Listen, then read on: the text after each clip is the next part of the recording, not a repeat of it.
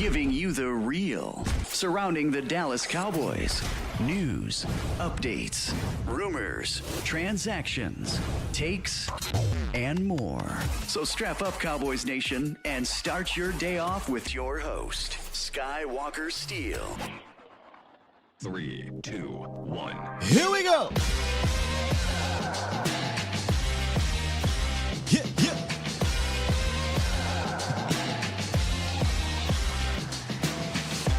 Good morning,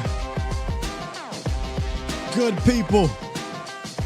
Welcome to the Skywalker Morning Show, streaming live on YouTube. And of course, I am your host, Will Skywalker Steele. Boom! You know. Shit, that had me scared, but I held my own. That. The boys had me scared just a little bit. I thought the Cowboys lost this game 5, 6, 7 different times, but they pull out the overtime thriller, 40-37. No cookout today, y'all. We are not having a cookout today. I'm not in the cookout mood. But let me tell you the mood I am in. Going on that damn walk.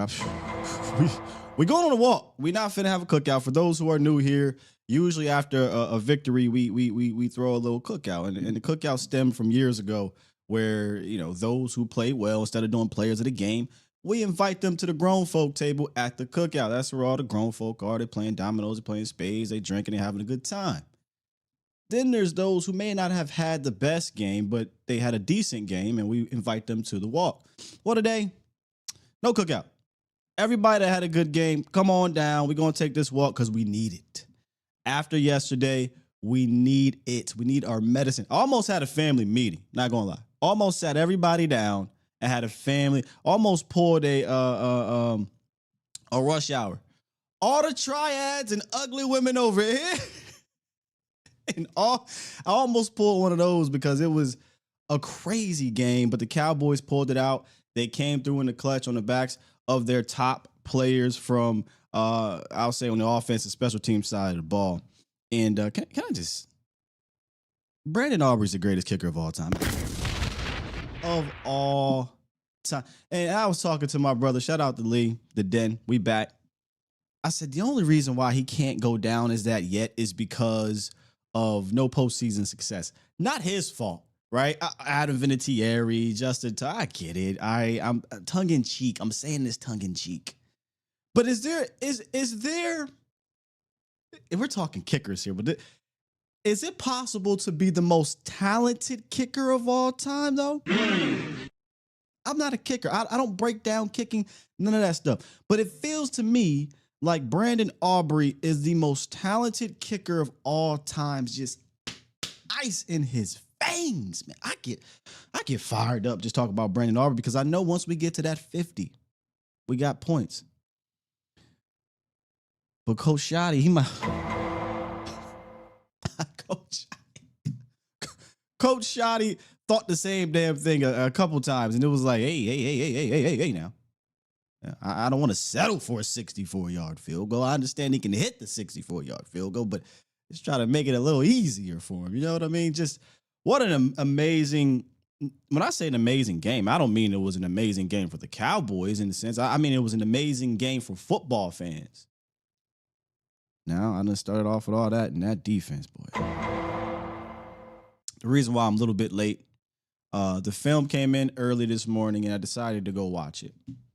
So as I'm watching, I said, oh, nah, I got to watch this with the Bomb Squad. Bomb Squad!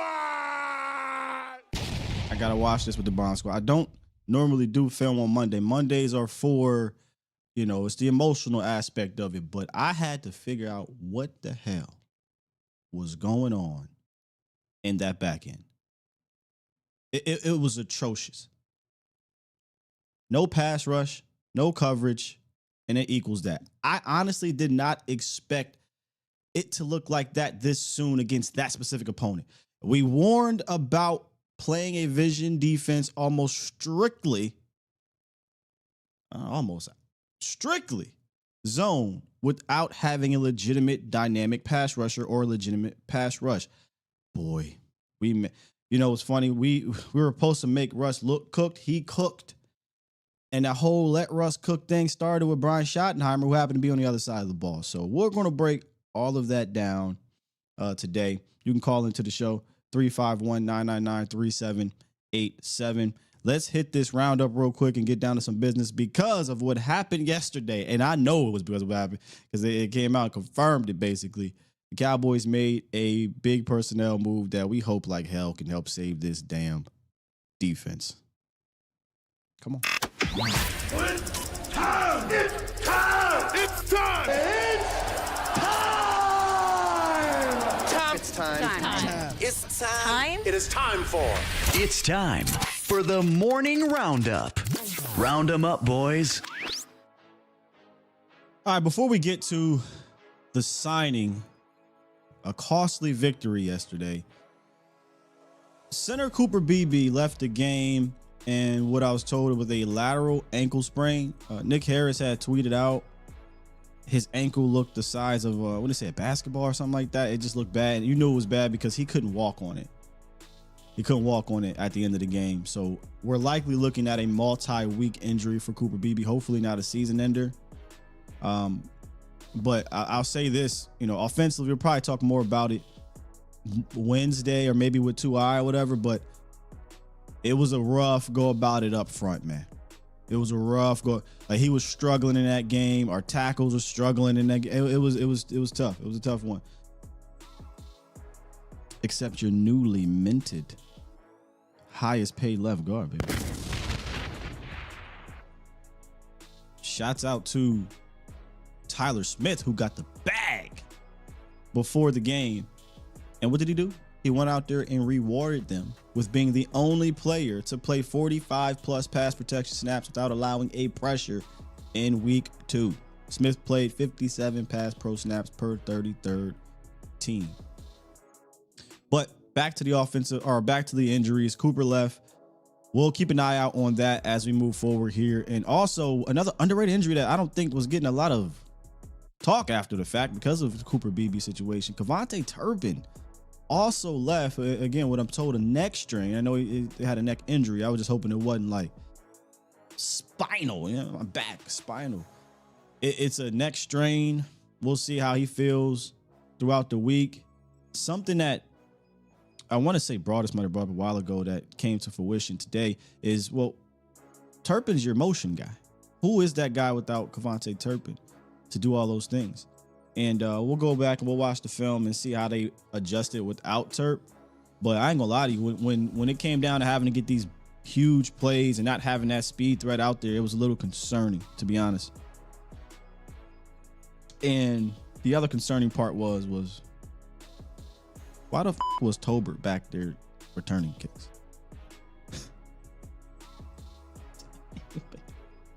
We got to do something about that, y'all. We got to do something about Kevontae, or not Kevontae, about Tolbert. This dude is shot. It's over. It's shot, y'all.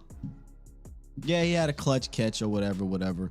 But no, he can't be the guy returning kicks. He can't be the guy in crunch time that they're going to. It's a wrap, bro. It's a wrap. But Kevontae Turpin left. Hopefully everything is good. Defensively, we're sitting here watching this game. I'm just kind of chuckling at in the den, like, everybody's thinking it, but don't nobody really want to say it no more because Voldemort, we can't say, we shall not say his name. But you are a lying ass mofo if you weren't watching Russell Wilson with a backup offensive line drop back, call Sierra, ask CC how Lil Future doing, how the other babies doing. CC telling her Future's pissed because they changing names. And Russ like, hold on real quick, I gotta throw another goddamn bomb.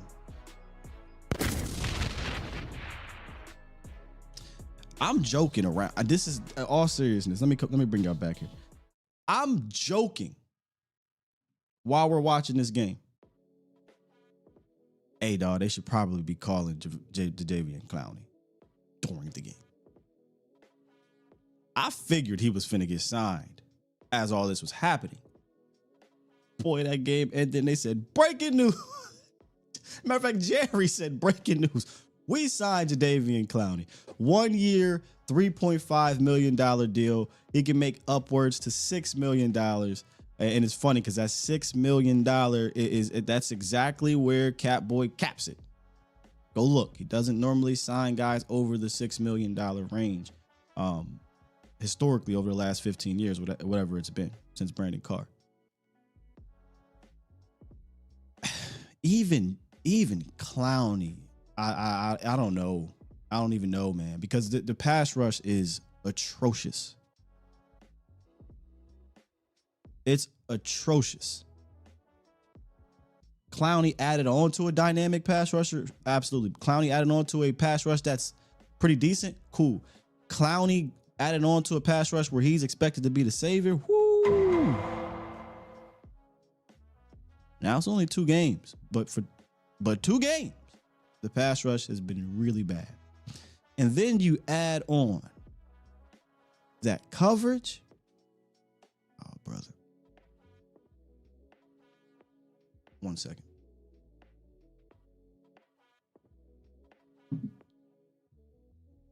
This ain't gonna work. Loose. This ain't gonna work, bro. You have to change it up. Real quick before we let me go inside the numbers. Do I have that? Did I bring up inside the numbers? Let me see if I can bring this up for y'all real quick, y'all. One minute. Because there's a statistic that is extremely concerning. Open that up. Can y'all hear me? Let me see. Open that. No, not that one. What about this one? There we go. I'll get to the other side in a second. The Cowboys defense played zone coverage on 43 of Russell Wilson's 45 dropbacks.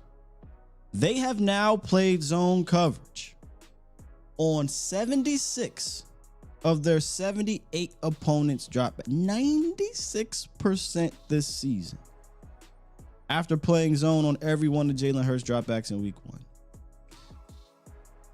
Look, Flus. At some point, brother, you have to switch it up. At some point, you have to realize this is not working. And he didn't do it. And the reason why I bring that number up is for the same reasons that I said last week and post the whole situation.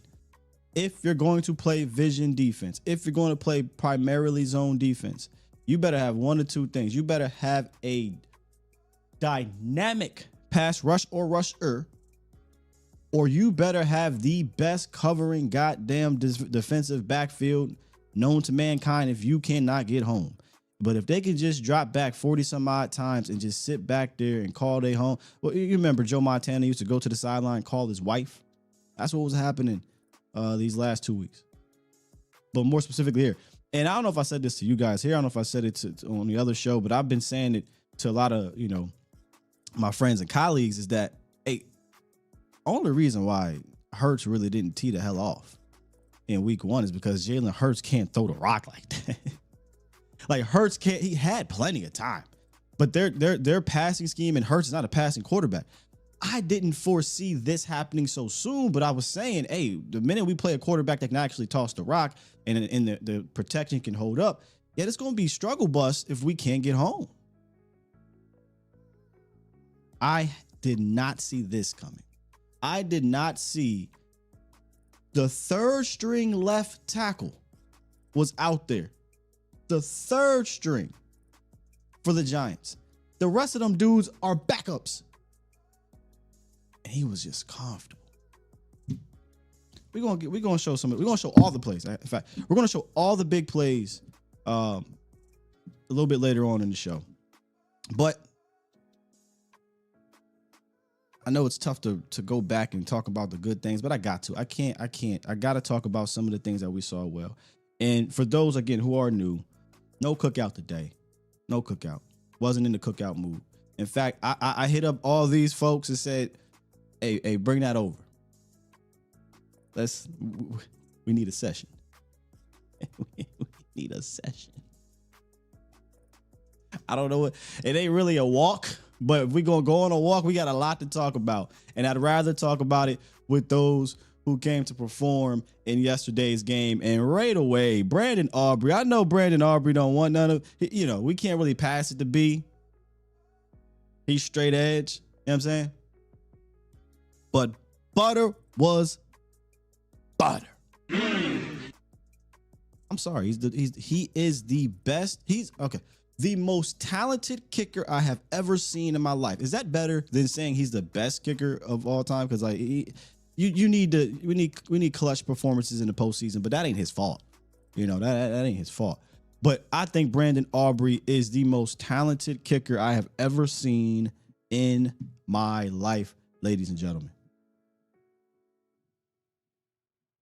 I don't want to warp this into a negative, but how do we pay Hunter Lipke before we pay that man, and then not use Hunter Lipke?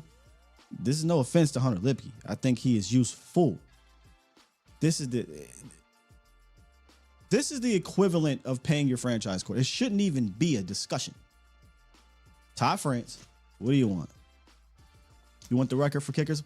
What's the record for kickers? $17 million to life. You know what I mean? The record for kickers is nothing. Here, take it. And the beautiful thing is, it's not like, we resetting the kicker market, baby. The next kicker that's up gonna get paid. Ain't nobody like him. It's not. It's like 3 good kickers in the league. Pay that man now. I'm talking lifetime contract. You know what the contract gonna say? You are a Dallas Cowboy until your leg wears off. That's the contract. Shouts out to Brandon Aubrey. Deserves to go on this walk. I know he's not going, he ain't going to hit it, but that's cool.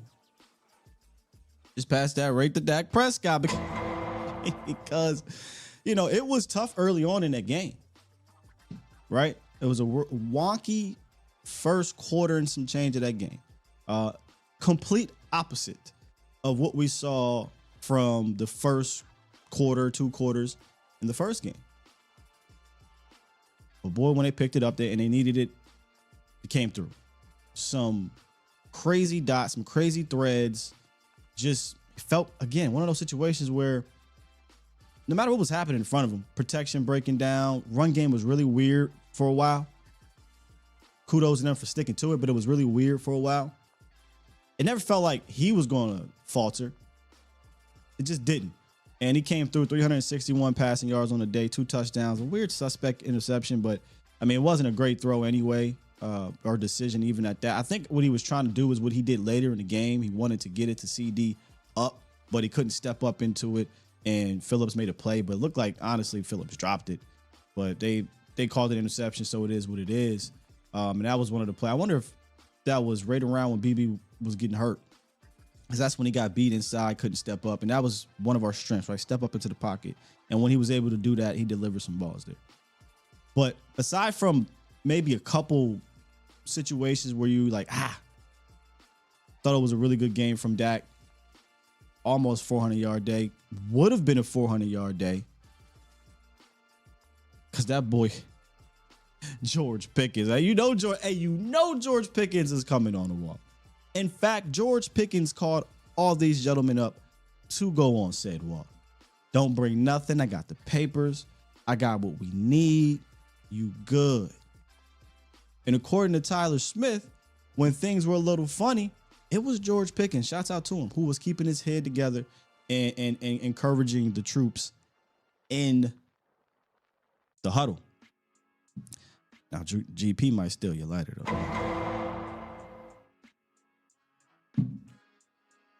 GP might steal the lighter. But it'll only say 68 yards in the stat sheet. Very similar to last week when I said, hey, we got to remember, he drew a huge penalty in that game. Should have been 2. What does it look like if he's able to catch those passes? Again, 68 receptions. 68 reception yards, 9 targets. I like the target rate. They were going at him, and there was some times where I felt like, man, we're forcing it, but they were trying to figure it out, right? We're still early in the season. They're going to figure it out. Look over the lead. I'm like, I think Lee said by week 3, 4, they'll get this down pat.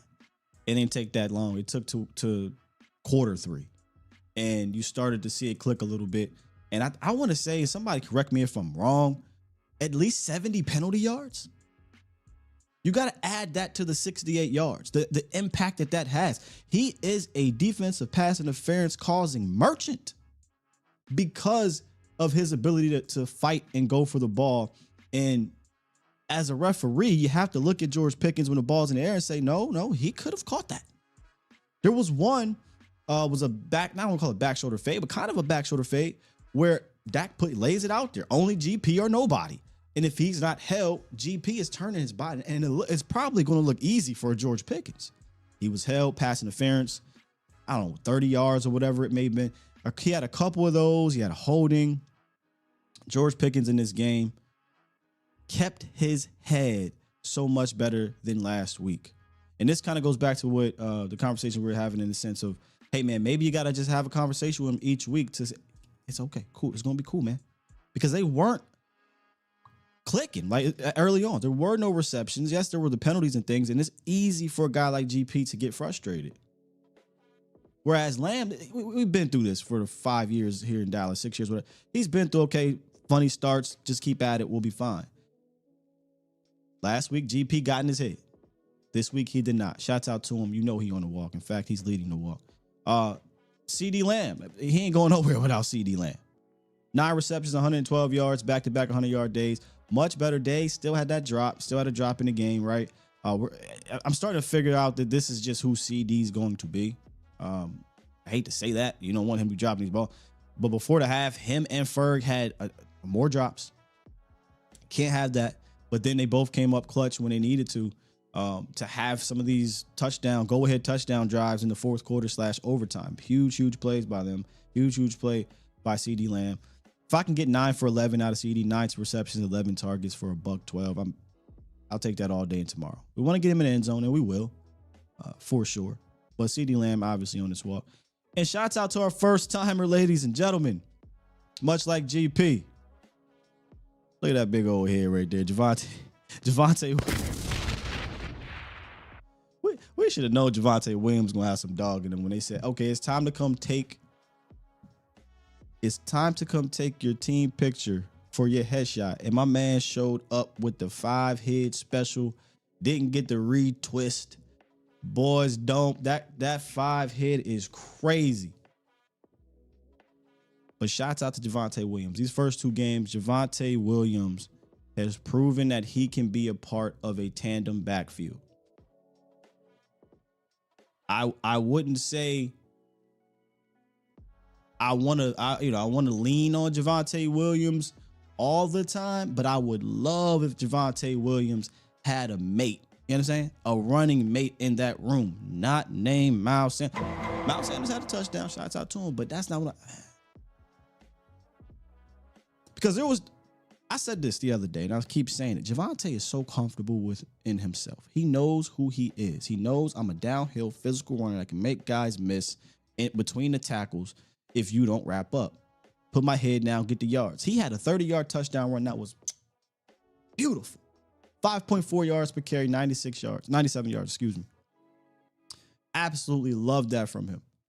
What I would like, because you saw this happen throughout the game, especially early on, was he's not a guy that's going to bounce it out or can bounce it out, right? He had a run where he did grab the edge with patience. I think it was designed there. Shouts out to him. But there was times like, damn, this is the part of not having that second guy to keep Javonte fresh and play within, himself. When they wanted to try to do C-gap out things, not really, that's not his game right now. You don't got a guy to do it because you don't believe in Jaden Blue right now. So Javonte Williams, I think, has proven I can be 100% a guy you can rely on in this backfield. But give him a running mate so that we can have a legitimate tandem backfield. because we're not running we're not running a running back by committee. It is clear we're not running a running back by committee. So it's going to be a 1-2 punch, and right now it's kind of a 1.5 punch. Early, that's cool. Once you get down to, later in the season and whatnot, you want to make sure that your two guys are ready for, I don't even want to say this word, but ready for a potential. Never mind. We ain't even gonna talk about that. Just get him a running mate, please. That's all I'm saying. Just give Javonte a running mate. The dude's a dog. Love how he plays the game. He's perfect for the system you have. Just get him a running mate. And I'm gonna just leave it at that. Okay, I'll leave it at that. So there you have it. Those are some of the standout players on the walk. Ladies and gentlemen, let me know in the chat, who would you bring on a walk? And if you're just jumping into the chat, shouts out to you. Our walk is basically me stating players of the game per se. We'll have a proper cookout at some point, but these are the players of the game for me. I ain't put a soul on defense. Soul on defense. Kenny Clark, fair. Yeah. Tyler Smith. Yeah, Tyler Smith. Trade for A-Chain, Kamara, J.K. Dobbins. I keep seeing people put trade for the Bijan Robinsons and the Jonathan Taylor. I just don't know why. Why would those teams do that? I don't know why they would do that right now. Terp. Yeah. Oh, so for those, I didn't forget anyone. What I normally do is I leave people off on purpose for you guys to throw on here. Terp is definitely worthy, right? 100%. But he got hurt, and we talked about Terp earlier. But man, that's why I think losing him is going to be interesting moving forward, because how big he is to the offense. He is massive in what they want to do and what they like to do from a pre-snap, post-snap standpoint. That I am going to be curious in how they move forward without him. Murray, I ain't putting only person on defense I might put on there is Kenny Clark. Like, Murray had a couple nice plays for sure when the plays was in front of you. Like, don't get it. He played better in this game than he played last week, no doubt about it. I think he realized how bad he was, and he closed a lot better in pass coverage when it was 15. I'll say 50, about 10-5 and in. Like, he spot dropped a little better. He was more decisive in the pass game. He closed. He wrapped up. He was better for sure, but worthy of being brought on a walk? Absolutely not. Solomon Thomas might be more worthy to bring on a walk. Clark might be worth. Nobody else is really, in my opinion, was worthy to bring on a walk on that defense. Yeah, brother, I gotta disagree. Yeah, I disagree.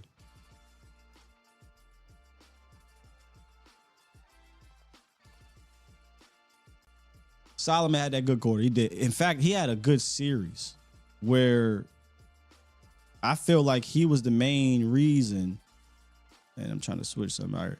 He was the main reason why they got shut down on all 4 plays. Let me see. Hey. They got shut down on all 4 plays in the red zone. I don't believe they gave up a touchdown or points. Excuse me. I don't believe they gave up points when that happened. All right, so we don't want to come up here. That's cool. That's cool. With that said, let me go ahead and hit the phone lines real quick, talk to y'all before we jump into this film. Stay put. We're going to take a look at all 7 big plays that the Cowboys gave up on defense. Let's wrap to VIP from New York. What's up, VIP? Guy, hold on. Let me get Los. Let me get Los then. What's good with you, Los? Yo, good morning, Sky, man. Can you hear me? Got you loud and clear, brother. Got you loud and clear. Hey, hope you're having a great morning. Talking to just y'all, real baby. quick, 2 beans, and I'm out of here, man. So real quick, I know y'all were laughing about my take about Cowboys playing down to the level of an opponent, but I mean, what I saw yesterday was clearly, I mean, our first shot, he kind of seemed like out of it. He didn't have a rhythm going, but Matt LaFleur, man, he seemed like he misses Michael Parsons so much. that he doesn't have a key what to do on defense when they're not getting a rush. Oh, Matt 'Cause there's Eberflus. no I'm like, di- what the hell are you talking about? Matt Eberflus. Oh yeah, my left foot. Yeah, my evil. Yeah, my evil, man. Yeah. But man, there is no way you can allow the cornerbacks to be 5 or 7 yards back without being physical when it's like a close game. You're just expecting the wide receivers to run past you, and when you have wide receivers that can get past you like Neighbors and stuff, there's absolutely no reason to be playing that far off. And I just don't know if Matt is thinking like, oh, it's just a, this Giants team is a nobody will get past them. Dude, let me tell you. No, because any he did team this. in the NFL, he did this in week 1. He literally played the same exact style in week 1, brother. So it's not. Oh, we're playing the Giants. We're going to disrespect the Giants. He literally has been the same coordinator from week 1 and week 2. The difference is, and look, you can shit on me all you want. Russell Wilson's a better thrower of the football and passing quarterback than Jalen Hurts. Brian Daboll's scheme, he outcoached Matt LaFleur. They got me saying Matt LaFleur. Matt Eberflus, whereas the new offensive coordinator over there in Philly did not. That's the difference. He did nothing different in this game. He did the same shit. The problem was you had players who played terrible in it this week as opposed to last week where they weren't as bad, and you had a worse quarterback throwing the ball.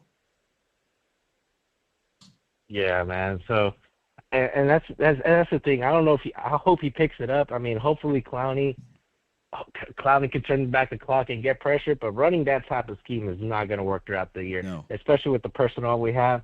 But the one bright spot I'll say, Scott, and I'll leave it to you with the other callers, is at least we didn't flinch.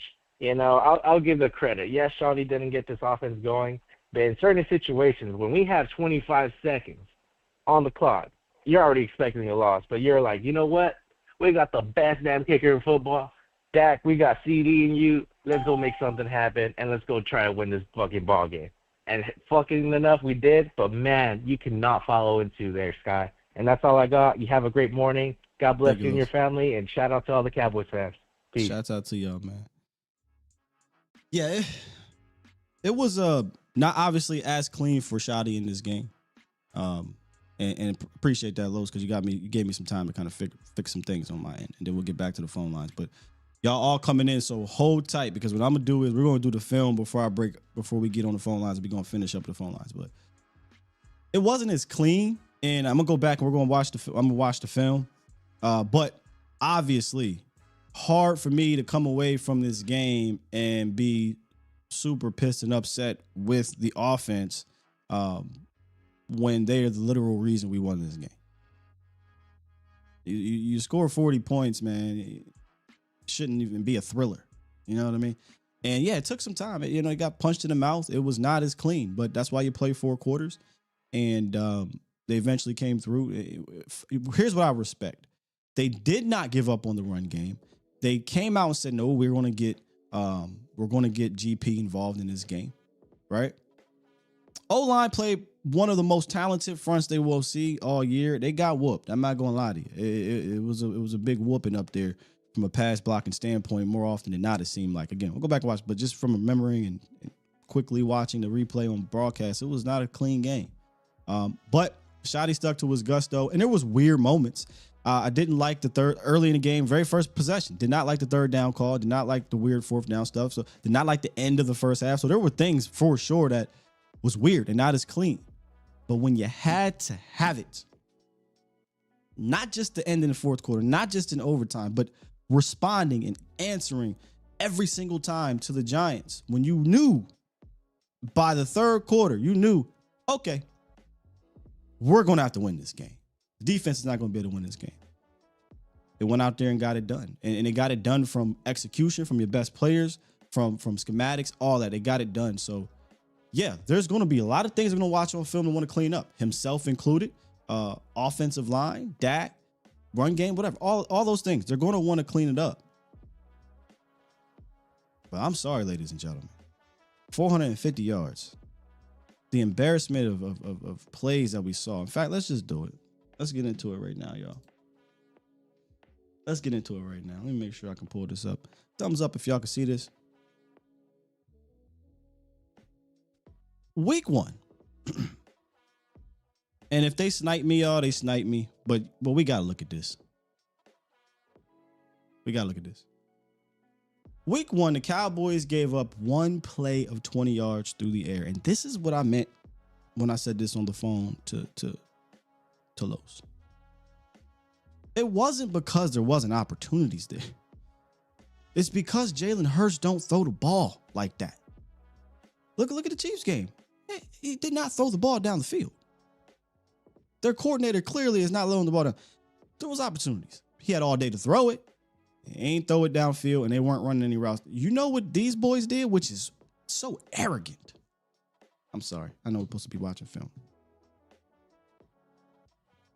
Arrogant. With backup linemen spreading this thing out. And we just sending dudes down the field. Or just in routes, period. 4 receivers, we're just sending them in the zone. Because honestly, it's not a terrible idea. You don't have a pass rush. And there's always a spot in the zone. So why would I continue to just send 2 guys downfield? I'm going to send 4, 5. We're going to find a soft spot. Y'all are not going to get quick pressure. And that's what happened in this game. So these are all, I think it's like 7 big plays that happened in this game. Unbelievable. 7 plays with 20 plus air yards through the air. Just an embarrassing day. So this first one, that set the whole tone that if I had to guess, they said, ooh, we got something. 3rd and 24. Matt Eberflus comes out and he wants to play this Tampa Poo defense. The Tampa 2, or Tampa Doo-Doo, whatever you want to call it, is antiquated. It's a reason why teams don't necessarily just run this as their primary defense anymore. It's antiquated. You have to disguise it. You have to do different things, and that's what they did. 3rd and 24, ladies and gentlemen. Tampa 2, this is what we want to do, right? We want to get back. We want to play our spots, right? You drop all the way back, play our hook flats. That's what they want to do. But watch Kenneth Murray. For the life of me, I have no idea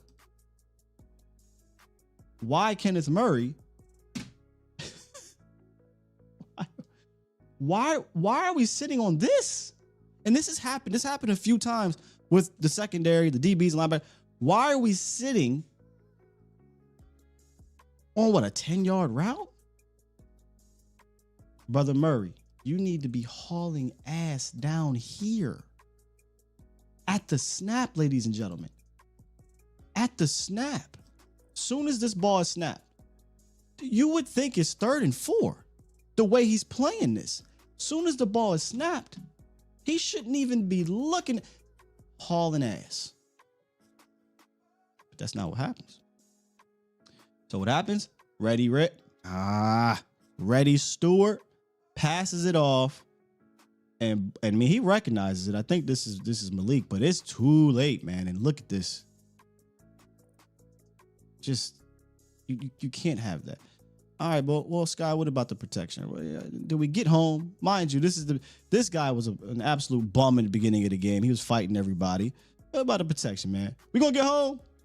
Oh my God. It's a beautiful pocket.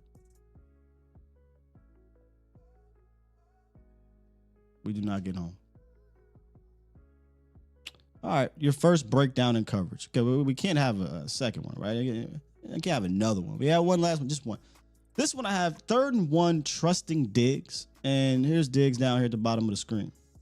The reason why I say 3rd and 1, trusting Diggs. This looks like a combo coverage. I could be wrong here, but it looks like they're going to play some type of either combo coverage this way, maybe a cover 2.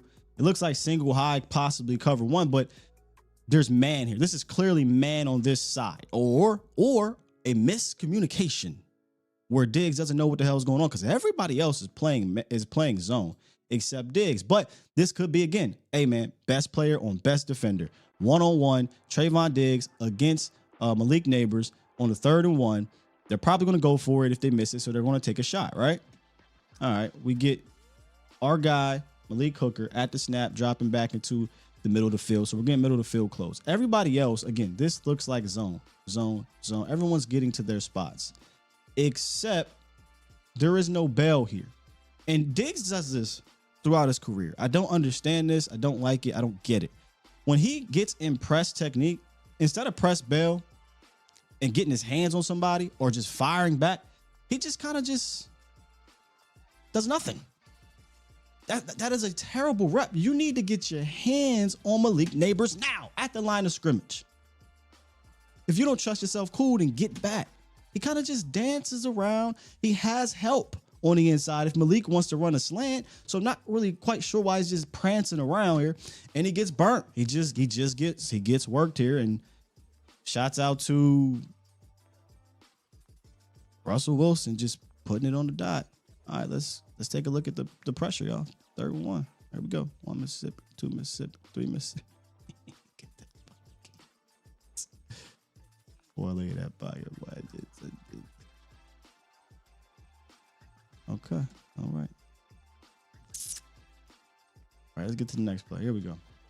Oh, the Tampa Poo. But we're going to disguise it this time, ladies and gentlemen.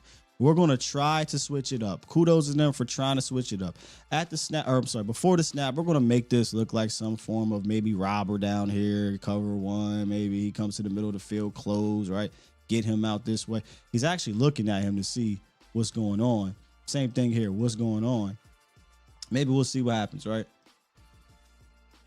Nope. We're going to get back and we're going to drop into the Tampa Poo. Okay? Drop it to the Tampa Poo. Cool. Everybody get to their spot, right? Don't do a terrible job at getting to their spot. But here's the problem. Jack Sanborn shouldn't be asked to go 30 yards down the field. I'm so sorry, ladies and gentlemen. This really shouldn't be the case. But it is. It is what it is. Let's see where you go. Okay. He's dropping back. He's trying to get into his spot. He's not worried about anything in front of him. Fair enough. The problem with the antiquated Tampa 2, though, it is extremely easy to diagnose where everybody's going to be. And if you have a quarterback who can deliver the rock with some accuracy, it's not that difficult to defeat. Now, we've seen in years past, quarterbacks try to get this here, and it will run right into... This would used to be LVE. LVE, there's tons of plays where LVE doesn't turn around, but the ball smacks him on his head because he's running back into his spot where he's supposed to be.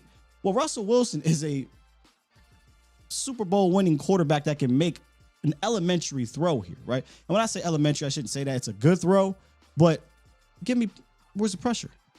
This is 7-on-7 ball. Step back. I mean, this is 7-on-7 ball. He has all this room to step up. We'll just run the hump, 7-on-7 ball. So everyone's dropping to their spots. And instead of Russ throwing this rock up here, Russ is going to essentially just throw a back shoulder to protect his guy. So Russ puts this thing on the back. Because if he puts it out here, he's getting hit or potentially just throwing it right on his head. Good throw. But again, this is antiquated coverage. This is not going to work unless you can get home. We're going to pass it off. Ready, Red passes it. We're going to drop back into deep third like we're supposed to, but we hit that void in the zone because there's always a void in the zone. Oh, here we go, Donovan Wilson. Let the play run now. Oh, by the way, Donovan Wilson, if you guys want to know where Donovan Wilson is. I mean, I don't even know if I have to say anything. I mean, this is clearly obvious with Dono.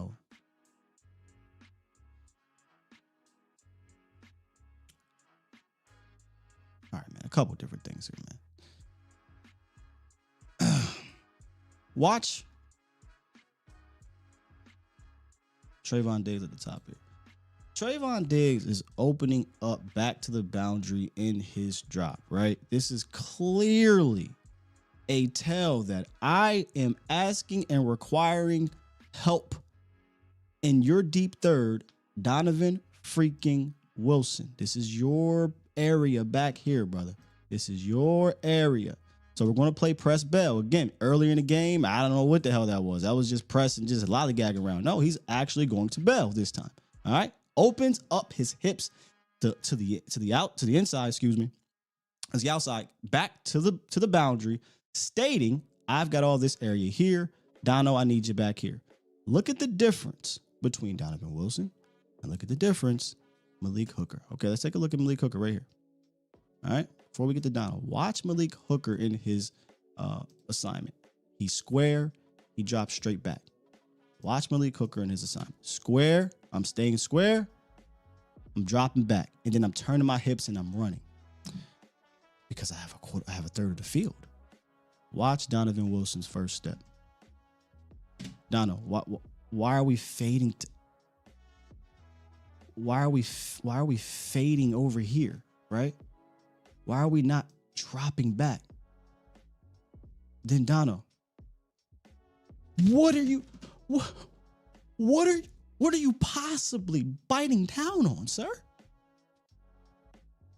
me calm down. Y'all correct me if I'm wrong. What are we looking at? What? Jack's where he needs to be. All right. This is covered right here. This is covered. Malik sees maybe him trying to get here. Malik, I don't understand this. Dono needs to be, excuse me. And I'm getting pissed off talking like that. Dono should be back here, ladies and gentlemen. Let me bring it back. Let me bring it down a little bit. And he's not. And this is clearly, what is this? So I think what is Trayvon Diggs supposed to do in this situation, right? Like, he's expecting, this is the obvious help at that. Mind you, this is Malik Neighbors, ladies and gentlemen. Well, I don't give a damn about Bellinger as a safety. I'm trying to, who the best player? I'm hedging. Why are we hedging here? Are we hedging here and not back here? Just embarrassing. All right. Okay. Elam, come on down. You can get some of this too. You can get some of this too. This looks like simple cover 3 if I'm not mistaken here. Let me see. Yeah, this is just going to be basically single high. We're just going to drop guys back, right? We're just going to drop guys back. Supposed to be dropping guy. I mean, I believe. But take a look at Kyer Elam down here, who, man, he ain't either. Everybody get to the damn smoke today. I mean, he just gets work, y'all. And the most frustrating part about this is he didn't just get worked. Peep game after he gets worked. Boy running like he got shit in his pants. What is that? Where's the 4-3 I was told about? He just doo-doo down his leg, as my guy would say. This is bad, man. I don't understand. If he's actually supposed to be playing cover 3, he should be bailing. If it's man, well, he just got work. And if it's man, boy, they sure as hell trusted him here. And which, look, I'm not mad at it. Because look, Malik Neighbors is over here. We want to give help over here. But boy, if there was a guy that you probably should be helping, is this one down here getting smoked by Darius freaking Slayton, ladies and gentlemen. Darius Slayton just slayed Kyer Elam. And he got cooked all damn day too. All right. This may be the most frustrating call of the game for me. Because we're in 4th and 4. You stop them here.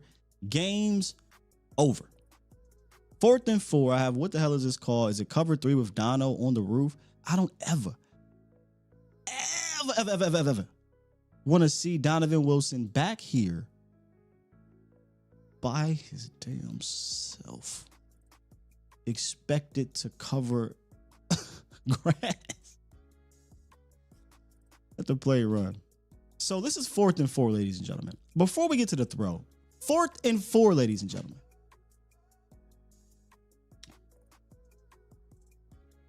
We just not gonna play no man at all. We just not gonna play no man ever. We're not gonna say line up, stop the guy in front of you, go fire.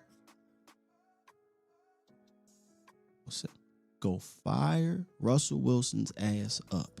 Nah, we're gonna drop back in zone and we're gonna play soft coverage. I mean, if he wanted to, he could just here wide open. If he wanted to, he run a stop route, and it's He just go like this, bow, bow, you know, bam, he's wide open. What is this soft ass?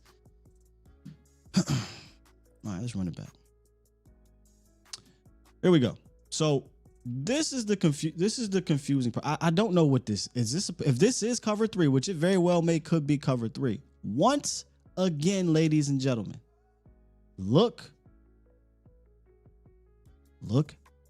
how Diggs is opened up, right? Look how Kyer Elam is opened up, right? We're going this way. We're running this way. Why the f is Donovan Wilson?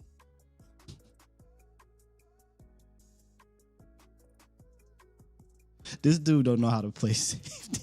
I'm sorry, man. This guy is absolutely cooked. He doesn't know how to play cover safety, bro. It's just these are basic things. This isn't even complicated, brother. Your responsibility is here. Your responsibility is not here. It's clearly not. Oh, Donovan Wilson's playing robber. No, he's not. Because they wouldn't be inviting this inside. So it's a shitty call in general. But I just don't know why we're doing this with Donovan Wilson on the roof, who can't. 33 seconds left. Donovan Wilson. Bro, if this come back. If this game is not a benchable offense, we're cooked. Donovan Wilson got the C on his chest. Y'all remember Atlanta? ATL? Sorry. When T.I. said, man, give me my chain back. Give me that goddamn captain. Mother, you ain't copper. 33 seconds left. I just...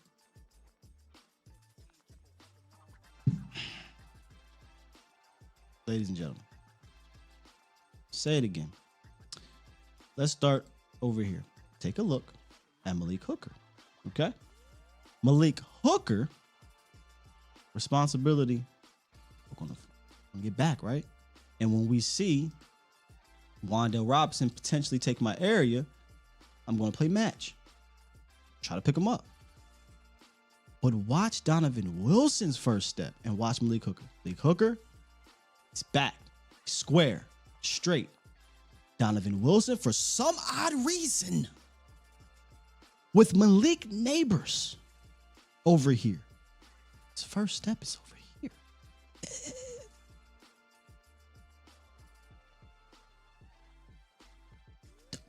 Dono, why are we converting to the middle of the field? Why are you turning inside when your corner is saying, I'm turning them towards you? And then, okay, by the time, like his feet is terrible. By the time we realize, oh, I probably should be turning my hips and running. Look where his eyes are. It's 33 seconds left, Donovan Wilson. I don't give a damn what's in front of you. Your eyes should be here. Because if your eyes are here, or if you know how to use a peripheral, or you got any type of Madden vision playing deep, you would have saw that Malik Neighbors had no intentions on stopping or running in. He was hauling ass for a go route. Watch Malik Hooker's eyes. I'm sorry. Yes, watch Malik Hooker's eyes. Look where Malik Hooker is at. Malik Hooker is paying attention to Wan'Dale Robinson. And Malik Hooker acts, on Wan'Dale Robinson's inside release. Malik Hooker's not here. Malik Hooker's here. Look where Donovan Wilson's eyes are. Donovan Wilson's eyes are not here. They're here. If Donovan Wilson's eyes are here, he could get his hips turned much earlier, and maybe, just maybe, he might be able to get back. I don't think he would have, but still, because this play was doomed from the rip. Let's see the protection. 33 seconds left. By this time, ladies and gentlemen, Jadeveon Clowney was signed, sealed, delivered, and on his way to the Dallas Cowboys, star in Frisco. Look at this. By the way, Kyrie Elam cooked. You can't even pass interference right, brother. But you know what? Thankfully, they didn't call pass interference. You know why? Or he didn't do it to the point where he didn't catch it and get it at the one. Then I think the Cowboys lose. So those are all the big plays. And I'd be damned if I'm going to show Donovan Wilson's interception. Because for real, that was just a lollipop, a miscommunication by Wilson and Malik Neighbors. So they're going to go look at this. And again, I didn't even get to the pass. We joked about the pass rush. The pass rush is bad, brother. It's bad. But you can't have a bad pass rush and an atrocious coverage on the back end. All of a sudden, we become a respectable run defense, but now we can't get to the queue and we can't stop the pass. Cereal, no milk. It's just, it was frustrating watching it. Frustrating, but hilarious at the same time. You reap what you sow is what I'm going to say. You reap what you sow. Just an unbelievably terrible game plan against Russ. I would rather Russell Wilson have beat us with his legs, meaning I would have heated him up a whole lot more. Played man, got in these receivers' chests, instead of just letting him just drop back. Great game plan, by the way, from the Giants. We're just going to send a bunch of bodies into your zone. 96%. Where's that stat? 96%. Cowboys have played zone in Hurts and Russell Wilson's dropbacks.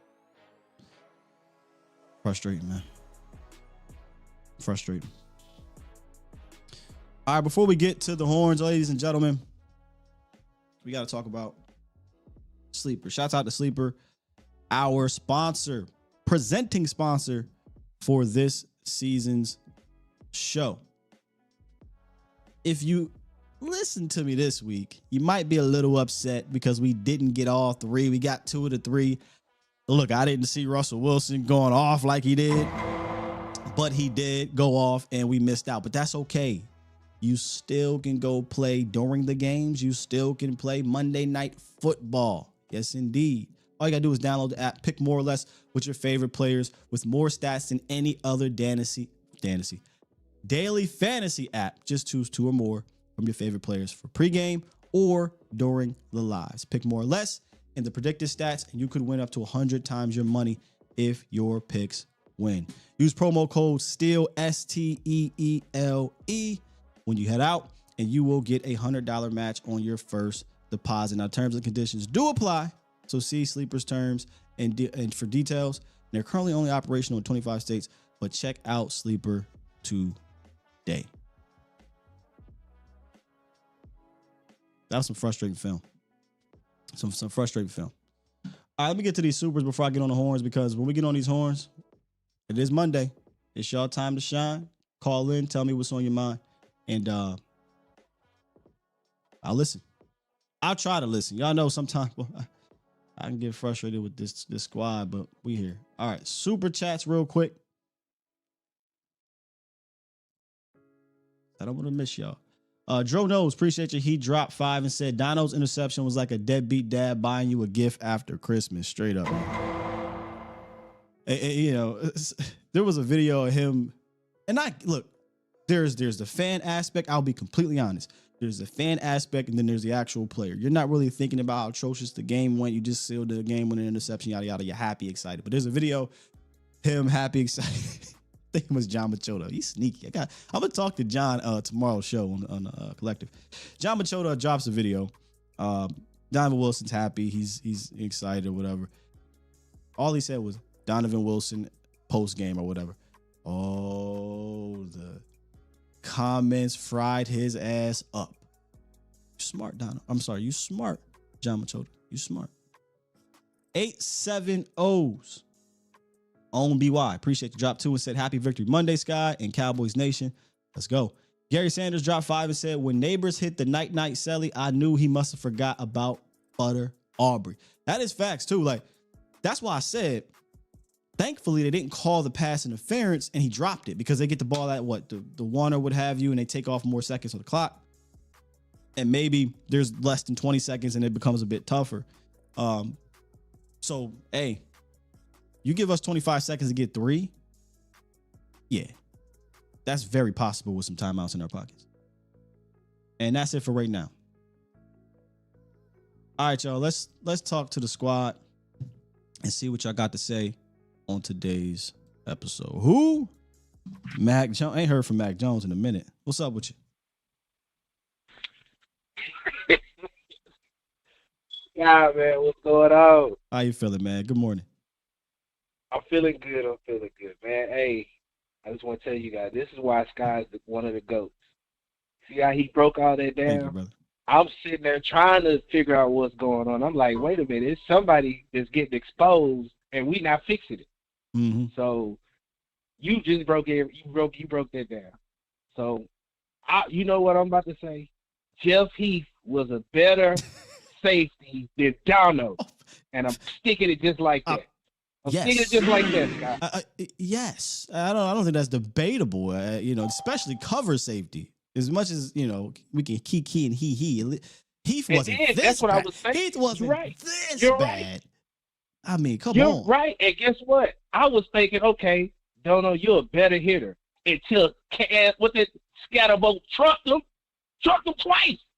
Get off me. Yeah, scatterbolt. What are we doing with Dono? That's all I want you to ask me. Oh, what are we doing? He need to sit down. This is what need to go to the.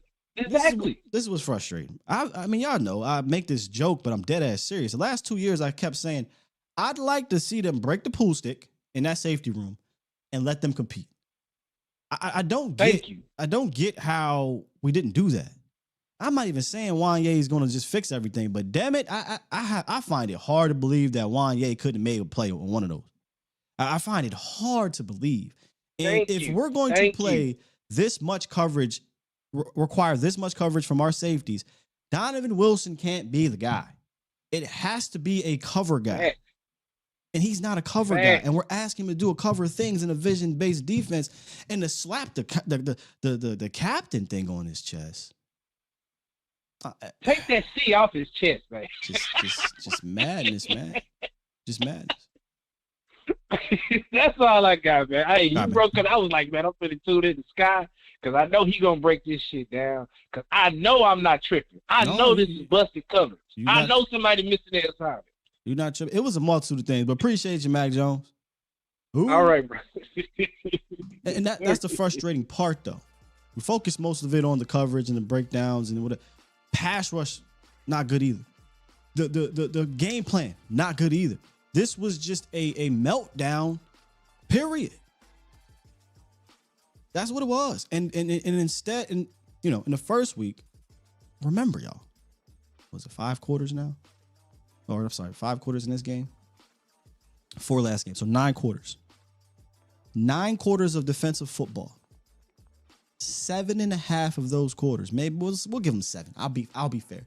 7 of the 9 quarters have been terrible.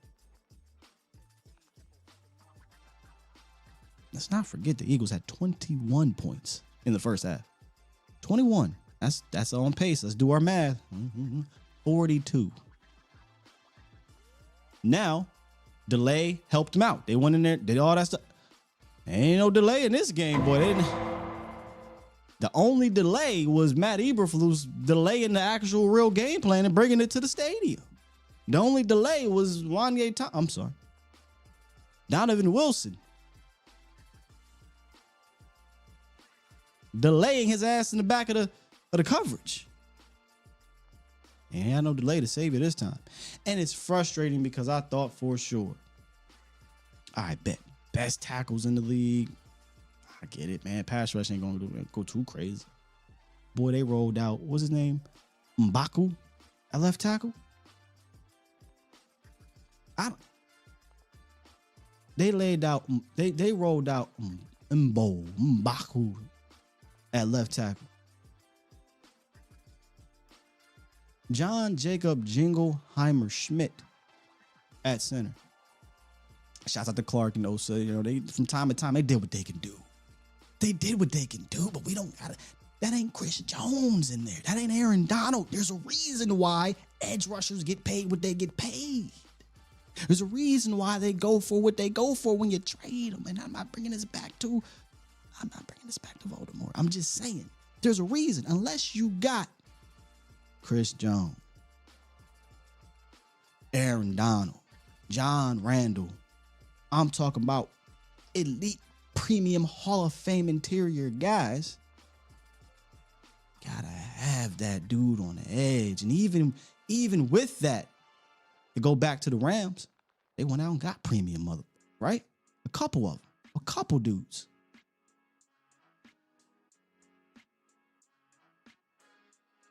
It's a wrap for Fowler, bro. I don't even think Fowler has a bag anymore. Fowler just running straight down dude's chest. Sam has no bag. Running straight down dude's chest. Love what Houston brings, but Houston's still a DPR. He's not. You can't play Houston. And that's the problem. You can't play him 50 snaps a game. Marshawn leading a fantastic bull rush. All you got. But he got a fantastic bull rush. He needs to play more because we ain't got a choice. We don't have, I don't even want to say a dude anymore. Let's be real. Oh, Easy. He's doing the same damn things too. Straight down to what happened to his back. But a rookie, I'm not trying to really harp on. This is exactly why I said, hey, the roles that were in perfect. But without those roles, whoa, now things change. But let's be real with ourselves, right? I'm going into each game. If I'm a defensive coordinator, I'm a quarterback. Are you really worried about anybody on the edge here? I'm dropping back with the utmost confidence. I'm dropping back.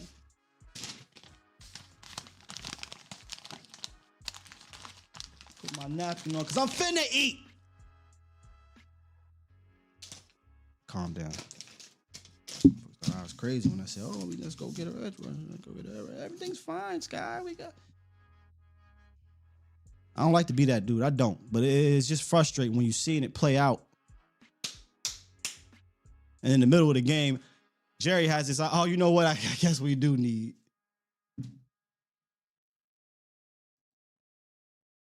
Good morning, Martise. I get Martise calling in 2 weeks in a row. Man, it must be a special day. Yo, what's up, Scott? What's good with you? I'm probably about to say something that's about to be off the wall. Well, let me see this first. Your name is you're Martise. They don't know you.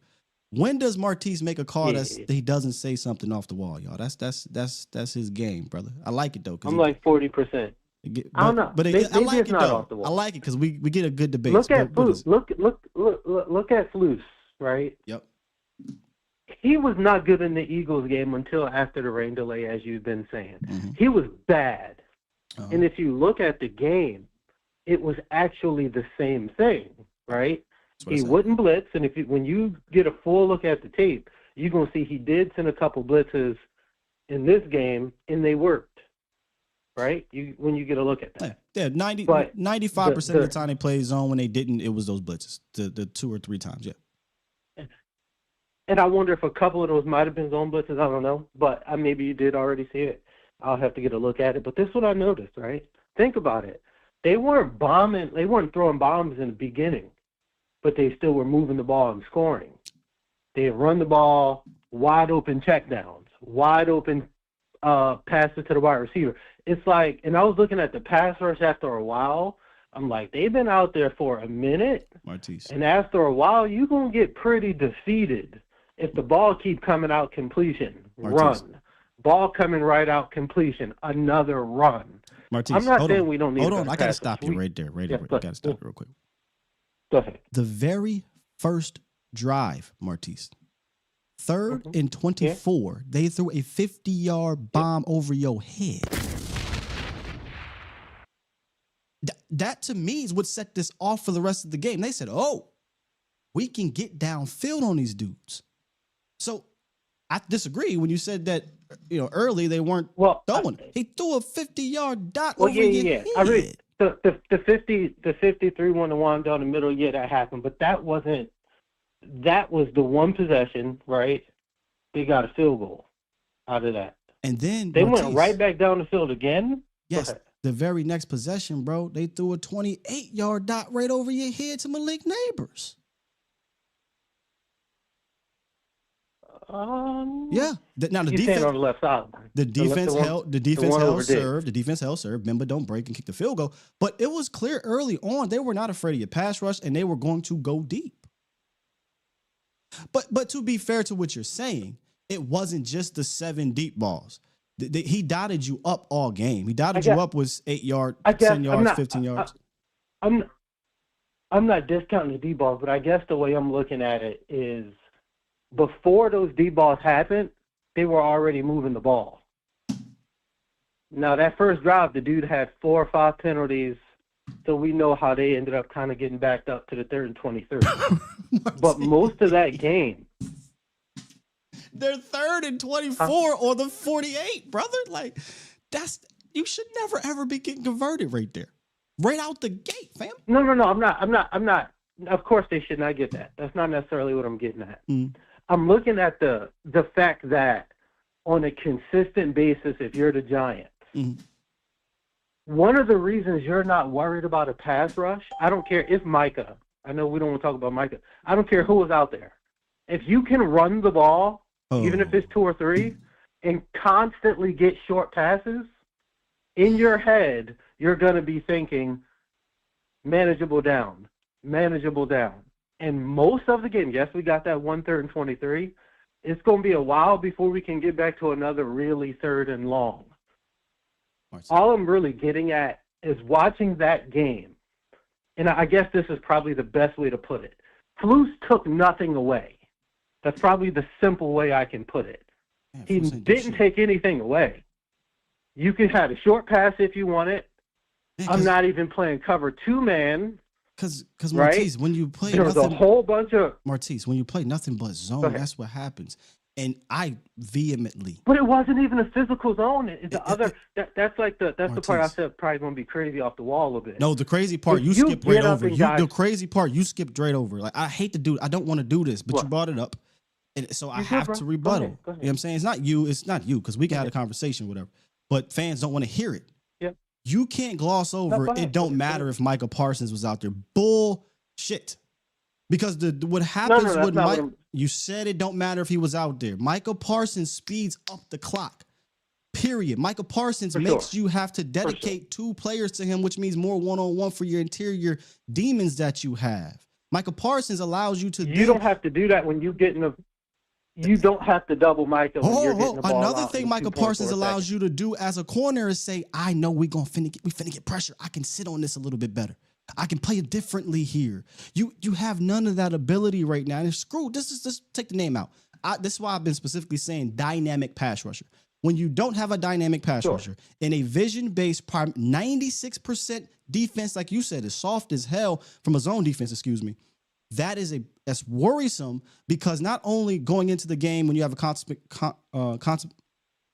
competent quarterback and a coordinator, they don't fear you from a game plan standpoint. So when the game plan is, okay, we don't have to get the ball out fast and we can drop back and mix it up, you're going to get a situation where you have your defensive backfield who doesn't know what the hell is going on already, right? They're confused. They get work because you can't get home to even help them out.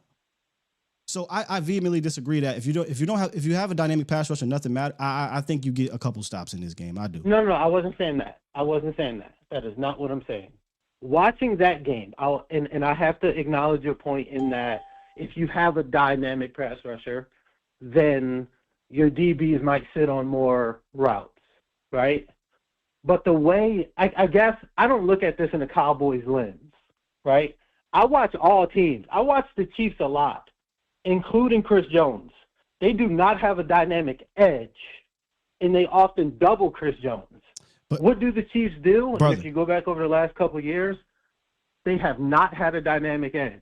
Right. But did you hear what I said earlier? Martins? What? You said unless you have a Chris Jones, Aaron Donald. Yeah, I said you have to have one of two things. You better have a dynamic pass rush or rusher, Chris Jones, Aaron Donald, or you better have a fantastic secondary. And throughout the years, you cannot sit here and say that the Chiefs secondary has not been fire. safeties, corners, It has. McDuffie, All-Pro, Pro Bowl, L'Jarius Sneed, Punny Badger, Thornhill, the other. They've had a fire. That's not necessarily second. the. Plus, that's not necessarily the reason they would get sacked. Hold on. On Okay. top of a Hall of Fame pass rushing defensive tackle. You know what I mean? And the beautiful That's thing not about necessarily why the they would get beautiful sacked. thing about him is that he can line up at edge. So he wasn't just always in the middle getting doubled by guards and centers. He would get one-on-ones because you had a defensive coordinator that knew how to get him one-on-one. Where is that happening here, brother? Yeah, most of the time that was blitzing. But whatever you want to call it, whatever you want. But don't compare. Yes, but don't compare Prime. Don't compare Prime, their defensive coordinator Spags, to what the hell Matt Eberflus is doing and has right here, brother. Like, come on, y'all. Like, come on. Hear me out, Scott. Okay. I think you're kind of missing what I'm getting at. Okay. We do not have a dynamic rusher at all. You want to be honest. Kenny Clark's a fantastic player. He's not a pure 15, 17 he's sack. a really good defensive tackle that would be great. He's a really with good a player, partner on right? the outside for sure. A bunch of different things. We don't have a dynamic rusher at all. When you don't have a dynamic rusher, you need to. There's no option unless you have not good corners, elite of elite coverage, back seven. It got to be the linebackers and the safeties and the corners. I concur. So when you don't have that, number one is either blitzing and or physical coverage on the outside to take away rhythm and give your pass rush a better chance to get home. So that's why I was saying. Yeah, go ahead, land your point, because I don't disagree with that's all I've been saying. I'm a land and go. Yeah, I've been saying all that, Martise. And I don't disagree with you either. All I was attempting to get at was it's not, if you're gonna play soft coverage like that, and it's not like your linebackers are Fred Warners, are Prime Keegley. They were giving up so much stuff short in the middle of the field. And there were plays where I literally watched Russell Wilson take the snap, immediately look left or right, and throw a dig. And it's 6-7 yards. It's there every time. So give me the landing spot. Give me the bow, because you're not saying anything that we haven't talked about already. So what is the thing that you said? Hey, I might be saying something that's crazy. What are you saying that's crazy right now? The crazy part was more so going to be, it's more Flus. I don't want to say fire him right away, but I don't think I've ever seen this level. Hell yeah, he getting this smoke. Huh? I don't think I've ever seen this level of incompetence, because this is the thing. When they were basically talking all camp about Donovan Wilson clearly being the starter, I'm like, Flus don't really call the type of defense that's going to play to Donovan Wilson being so great. So I'm thinking in my head, is it possible? You gotta land the plane. You gotta land the plane. You didn't say. How is it possible Donovan Wilson wins the job? So I'll hop off, but I think the level of incompetence of the defensive coordinator is much worse than our coverage or pass rush problems. That's what part might be crazy. I see what I get what you're saying. Like, Martise, we're trying to rank the atrociousness. I'm not about to fight you on ranking how atrocious all three of those were. All three are atrocious. But if you want to rank it, that's just cool. For a ranking. I'm gonna hop off. Yeah. D coordinator. Okay. D coordinator, cornerbacks, pass rush. Fair enough. I'm not fighting you. You guys can rank it how you want. They all was atrocious. But I feel you. Appreciate you, Martise. I like battling with Martise. That's what. But see, me and Martise go back to Copper. You guys know what that is on Watch the Show. But I thought he was finna say something like, the craziest thing he said right there was, well, it don't matter if you had a dynamic pass rusher. I'm not gonna say his name. That was the craziest thing you said, my boy. But then he came back to his. To be fair to him, he did say, I ain't mean that. Because I just showed you the plays. All 7 of the big plays. You're right about the other in-between plays. But the in-between plays is part of bend but don't break. right? Those are the things they'll give up to you. And I'm not saying that we like that or what have you. Like, I don't. But that's part of the bend but don't break philosophy in today's game. What you cannot have happen in a bend but don't break defense is get broke before you even got a chance to bend. They just straight broke in half. Pow. I don't even want to consider it bend. I mean, if you're getting to they're 45, then you're 45, then you're broke, that ain't bend but don't break. You cease to not even exist anymore. It turned into 11 on 11. I'm sorry, excuse me. 7 on 7. Excuse me. It turned into 7 on 7 football. And when your whole entire defense, like you said, is a soft zone where everybody's just dropping back to a spot, whether it be linebackers, whether it be corners, whether it be safeties, you can't. It needs to change. You need to go get dudes too, by the way. You need to go get dudes. Honestly, I don't even know if Fred Warner would save this at the linebacker spot. Because it's just he can't cover all these holes in the defense, and no one's getting. The reason why teams like the 49ers can run that style of defense is because Joey Bosa up front. It's because what's my man's name that played for the Hargrave type dude up front? Arik Armstead, Forrest Buckner. They can say we got 4 that'll whoop your ass, and we'll drop 7 because we got one of the best middles. We got a nice will, and we got a dope secondary. Halafungo, whatever his name is. Hallelujah. You know what I mean? They got dudes to do it. You don't got dudes to do it, so you better turn up this scheme, fam. Fast. Quick, fast, and in a hurry. I just looked over Trey Henderson. I said that after week 1. I wanted Trey Henderson. And now with old boy out, man, I wish speedy recovery to Joe Burrow, but I'm picking up that phone right now. Problem is, I would have tried to swing a day 2 pick. You're talking about a battle of terrible franchise owners in regards to general managership. That's hilarious. I would love to hear that conversation. But I'm picking up the phone. I'm calling him immediately. And I'm not done. I'm getting more help. Do you want, if your plan is to not win this year, like to really go for it, then maybe not. Maybe not. Maybe you just, it's too many holes and you don't feel like you're going to be able to address all of the holes via trades and whatnot. But you already done traded 5-6 times already. Stop it now.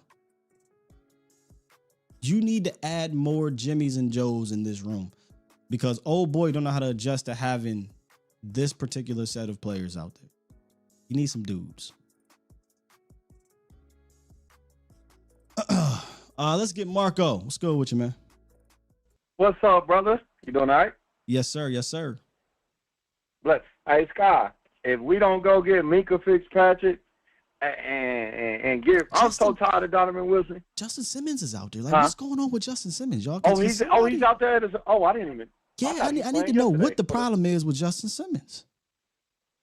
Hey, Scott. Hey, Scott, you know I used to argue with you a lot about Dak, and it's not Dak. The Cowboys don't want to win. Jerry Jones ain't even a fan of the Cowboys. Cowboys are terrible, bro. It's embarrassing, bro. And then you want to sign Clowney. I just don't understand. They talk about, we don't have a pass rush. Of course. All your players look better when you got Micah. Everybody looks way better. Now you got regular players, and then you turn around and play Bland, and this dude is injury prone. And you talk about you don't pay injury prone players. This dude is Jerry Jones is lost, man. Hold on. That part is kind of ironic in that he used the injury situation to try to shit on Trayvon Diggs and paying certain players. One paid Bland, which gets your money, DB. I always said that. Everybody get their money. But then DB gets hurt. He can't control that. But yes, DB gets hurt. So Jerry, if he just shut up sometimes, he wouldn't walk into these kind of ironic situations. You know, you try to shit on thou who should not be named. And what happens is over the first 2 weeks, you are clearly missing that specific aspect to the point where you made a phone call. Think about how crazy this is. In the middle of Come on, Scott. That's probably the first time ever in history of the game you call somebody mid-game. That you got to be trash if you call somebody mid. You call a guy that's just average anyways. And look, I like Clowney, but dog, the fact that Clowney at this point is a rotational guy or whatever. I don't know if I ever heard this. This has happened before. I'm pretty sure this has had to happen before. Mid-game, as they are whooping your ass, the specific portion of your ass getting whooped, you made a phone call. The general manager watching the game has said, "Oh hell no, hold the hell up here, man. Hey, get what do you want? Slide him the check." That's crazy. Hey, Scott, send him a blank check. Sign that one. I don't give him whatever the number is. Hey, Scott, I got one more point. Hey, all those guys that talk, like Sam Williams in the locker room, we mess with Micah. And bro, y'all dudes are regular. I wouldn't give y'all $20 to play on my team. What's my hooker? Man, you regular. You've been regular since you was on the coach. Ever since you've been hurt, you regular. All y'all dudes are regular. Donovan Wilson, regular. I would have been cut you. Anywhere else, you're cut. Any of these guys, they trash. Regular guys, man. And Scott, I'm going to listen to the rest of the show. Appreciate you, brother. All right, man. Good stuff, Marco. All right. Am I off on this?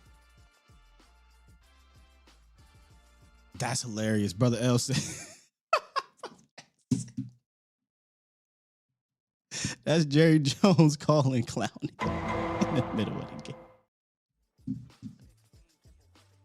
I don't think I've ever seen that before. What's good, Alex? And I know this is overly on the defense right now. We'll talk about the offense on Sky and 2 Eyes show. Make sure y'all tune into that. If y'all want to talk about it, we'll get to the phones. That's fine. I don't think I've ever seen that before, man. I was just joking around with my boys. Like, I bet you they on the phone with Clowney making more money at the crib right now. He, kiki. And Jerry said, he, hell. Call him right now. We finna treat. And you know what's about to happen, right? Clowney not about to come in here and be Mike apart. Clowney gonna make plays, and I'm gonna be happy as hell for him. But now we putting the pressure on Clowney to be that dude.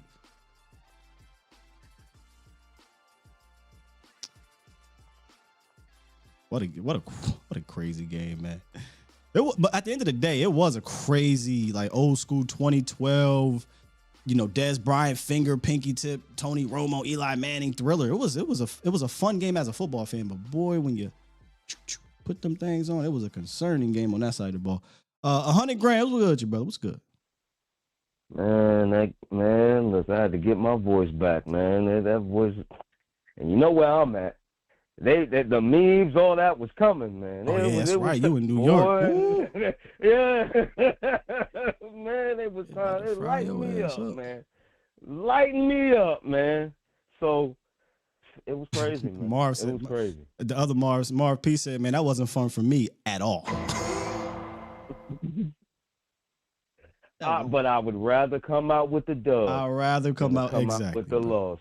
Yeah, we got. If we gonna have shit to work on, I'd rather have shit to work on when you win, for sure. And Cowboys fans and I heard people that's been calling. Listen, the Eagles celebrate these wins.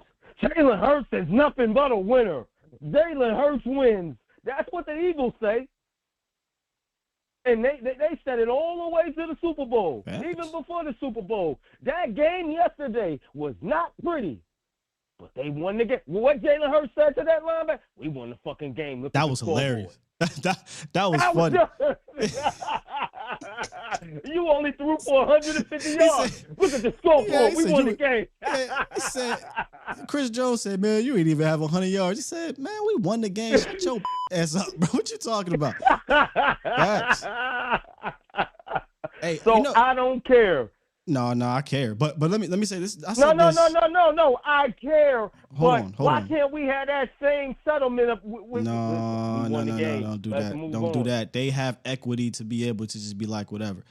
I said this before. Slow down. Slow down. I said this before about the Jalen Hurts argument and Dak Prescott and all that shit. Like, stop it. Like, why is our go-to to try to shit on said team and organization for how they? I said I would love to be in a position to be like, yeah, but Dak had all this help. Good.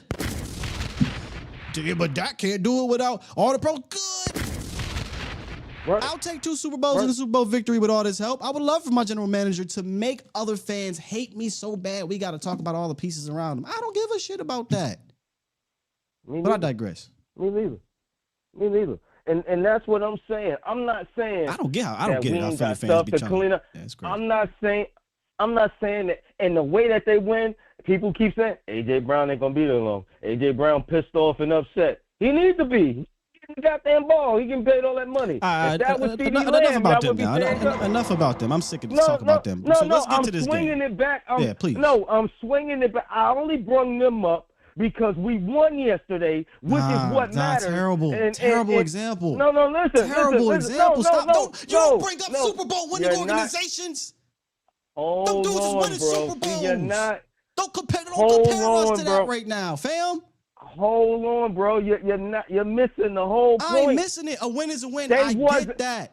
A win is a win. I get that. Now the defense is But you're trying to compare it to a 2-0 squad that has shown you year in and year out that they can beat top tier teams in any manner. You want to come on here after we beat the Chiefs or the Eagles or whomever else is the Super Bowl, the Packers or whatever, and have that conversation. Cool. You coming on here after we barely beat the Giants and try to feed me the same rhetoric as it's the Eagles?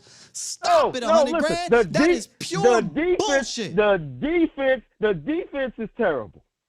And the defense needs to get changed, or man, we're going to be in shootouts every single week. Hold on. Because this is the type of mindset that I got you, $100,000. Hold on. This is the type of mindset we have to get rid of. We have to get rid of this mindset, fam. I get a win is a win is a win. But how many times over the years have we tried to just a win is a win our way to the damn playoffs, and we get to the playoffs and it's the same shit that we talked about earlier in the year in these wins that bite us in the ass? We have not earned the respect to be like, yeah, man, we will win is a win and that's it. We didn't got to win, nothing else. No, we have not earned the respect to be compared to an organization for over the last few years that has shown I'll beat the Bills, I'll beat the Ravens, I'll beat the Chiefs, I'll beat the Chiefs, I'll beat the Chiefs. We ain't earned that respect. We get stopped by the Bills. We get stopped by the Ravens. We get stopped by the Niners. We get stopped by the Chiefs. We get stopped by... stop it. Now, if we play in that organization, that's the game we're going to talk about. But don't compare a win is a win to an organization that's been to the Super Bowl 3 times in 8 years and won 2. That's lazy. I love you, though, $100,000. Go ahead. Let's talk about this game, please. I don't want to talk about Philly. I don't want to compare nothing to Philly right now. Talk about this game. No, we're not talking about Philly. No, Philly. I'm just saying we pulled it out. There's been years where we lose this game. Man, I've seen There's been years when we fall apart and lose this game. There's been years when we fall apart and lose this game. I've seen us win this game so many times. We turned it around and won the game. I've seen us win this game so many times. Stop it. Just stop it. Yeah, but what I'm saying is, listen, the defense need to get cleaned up. We need us a pass rusher. If we had a pass rusher, he ain't got time to call Sierra and ask what you cooking for dinner and just stand back there and throw the ball. And all those long passes to neighbors wouldn't have never happened if we would have had a pass rusher getting pressures. Don't even got to be a sack. Get a pressure where you speeding up his clock and he got to throw the ball out there before he want to. And how many times those balls, you don't agree? We had Micah doing the same thing, pressures, and they were getting to everybody was complaining. Man, pressures don't work. Pressures don't matter. But in other places, they matter. They making plays.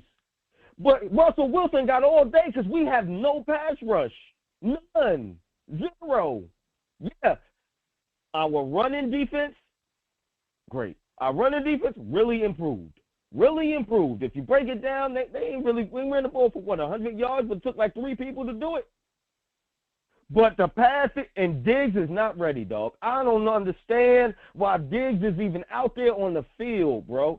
He ain't ready, bro. Especially not up against neighbors, man.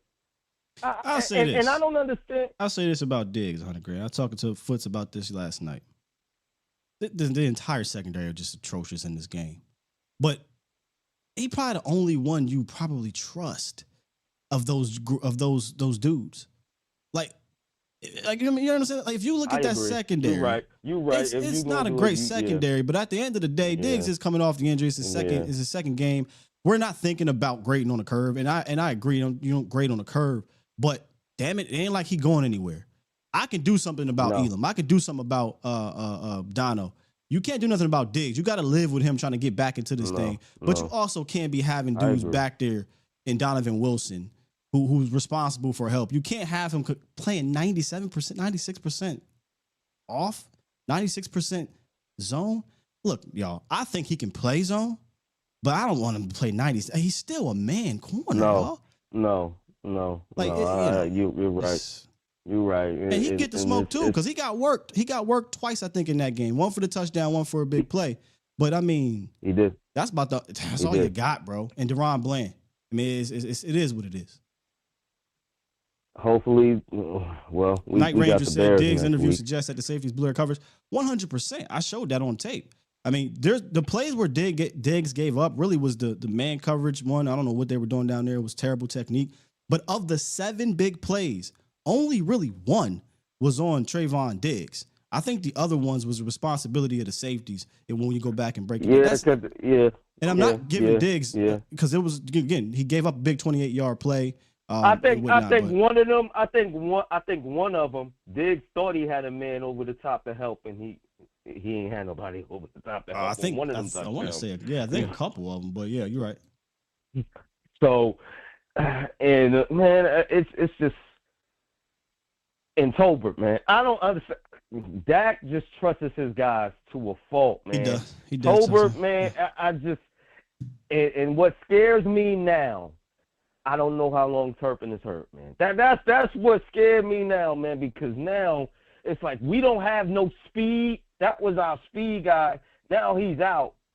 That's going to hinder us for a little bit, man, because we don't have no speed. Now, unless they say, Blue, get out there, but I don't know what's up with Blue. I don't know. I think it's the playbook. That's why, Scott. I think he don't know. Oh, yeah, for sure. Yeah, that's the thing. It's a playbook. I would run Flournoy out there if you want to get it's more straight line speed, but he also can make dudes miss. Right. Only thing Tolbert was good for in that game is he had like 1 or 2 catches that was you can consider clutch, but he also dropped a potential clutch pass too. Other than that, it just was again another week where it's like, dog, can we see Ryan Flournoy? Like, what's stopping Flournoy now? Now that's the next question. Why can't he get those reps? Because they got trust in Tolbert. That's why. I believe in this coaching staff in the competition situation. Because there's some players that's not playing because they ain't getting it. There's some players not playing. Now, this is a good week to show me now if you truly are about that competition. Because if that's the case, how is Donovan Wilson staying out there full time? You know what I'm saying? Right. If that's the case, how is Jalen Tolbert staying out there full time? If that's the case, Nate Thomas, and we've heard it, Nate Thomas is pushing somebody. We didn't get to the offensive side because most of the offense was good, but the tackles, hey y'all, Nate Thomas on deck is all I'm gonna say. Somebody, pick one. So this is the week to show. I need, man. This is what happens when you got CD and you got Pickens. You need to use them. You see what happens, man. You can't just trust in CD and say, all right, Pickens, you're gonna pick up this. You're gonna get the scraps. They couldn't hold Pickens. It was just like throw the ball up there. You're going to get a flag or something. $100,000. They literally held Pickens. Yeah, they did. It was like, man, I'm like, Jack, just throw the ball Pickens' way. You're going to get a flag or Pickens going to catch it. Because a couple of times he could have caught them balls. He dropped them. Like, come on, man. Like, and that's playing the Bears. I know, we ain't there with the Bears yet, man, but that's scared me. Clowney might help out a little. Clowney going to help out. Clowney going to help out because we got that center. Yeah, we got that center. Because all the Bears quarterback, all he got is that run. That's it. All he got is his legs. We can shut that down. We gonna you talking about the Bears? Well, I'm not ready to go there just yet. Yeah. I'll break down the tape. I ain't ready to go there just yet. Yeah. But this is a win. It's a good win. I would rather win and complain than to lose and complain. Because if we lost, it'll be what? This coach talk about this coach talk about that, and he can't even beat the Giants. I wouldn't. So, let's win and correct stuff, and let's go, man. Let's go. Cowboys Nation. All right, man. Appreciate you. $100,000. It's all love with us. He know how I get with him. Hey, you know what it is. Brought up Nate Thomas. Again, I ain't talking about. We'll talk about offense a little bit more. Before the game, or maybe during the week, Stephen Jones came out and said or admitted whatever. I don't know. I didn't listen to it. I just saw the quote and said that apparently he's pushing. Maybe it was shot. He's pushing both tackles. Okay, if he's pushing you, because we keep hearing him talk about practice and how somebody ain't good enough in practice. This is different. We don't ever hear about them talking about players in practice. If he's pushing somebody, I would love to see, and I am not a split time guy, but I wouldn't mind if this week, all right, we're going to roll with him in the first half to see what's going on. Because our tackles, Terrence, Cuzzo, and Tyler, which with Terrence, you have an out to move on. Tyler, our first round pick, I really want this to work, but I don't know who I hit up. Professor. Oh, I was talking to Lee about this. Before the game, I said, let me go back and rewatch Tyler Guyton, Terrence Steele before we go into this game against the Eagles. And I'm sitting here watching Guyton, and I'm like, oh, that's not good. Okay, week 1, didn't practice. Cool, we'll get to week 2. Terrence was much better in week 1 than he was in week 2. Week 2, he had moments he just looked silly. 6 pressures this year so far for Terrence. And 4 of them last night or yesterday, and all 4 were terrible. It's one thing to get beat slow. It's another thing to get the walked. It's one thing to lose on the inside. It's another thing to get crossed up. Tyler Guyton. 9 pressures over the first 2 weeks. And I'm no offensive line guru. Even when he win, you see the technique like, brother, we got to fix this. We can't keep hugging everybody. This ain't going to work. We can't keep, I mean, we are telegraphing. It's so bad, bro. It's like, I don't know. Can he play both tackles? Can Nate play? Can he play both at the same time?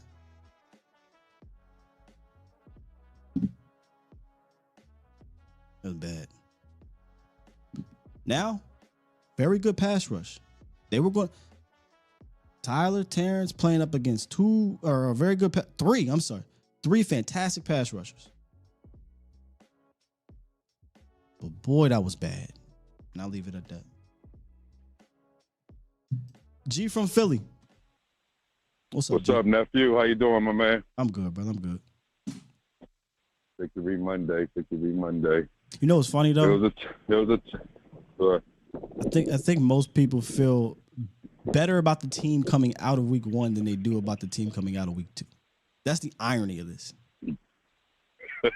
You got that right. The irony, bro. And that's not to say like you would rather you want to keep losing like that, but you just don't want your defense to look that bad, because how can you feel good moving forward about it? But go ahead, G. No, you're right.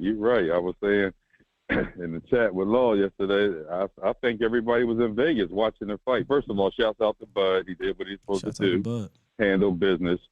But man, I think they was in Vegas. They just horrible. And then Giants try to give you the game in the first quarter. 55 had about 7 penalties. They trying to give you the game. It's how do you get 6, 7 penalties and still drive all the way down the field? Luckily, we only gave up 3, but damn. Such a slow start. But the irony, man, 44 killed us. And our 40 ounce, who will be the comp to their 44, can't even sniff the field. And then he gets a late holding call on special teams because I guess he's like, damn, let me do something out here. He can't even sniff the field. I mean, old boy had a nice run. I'm like, Scatterbo didn't really care. I mean, he had a nice run and a touchdown, but I mean, outside of that run, he averaged like 2 yards. A key run.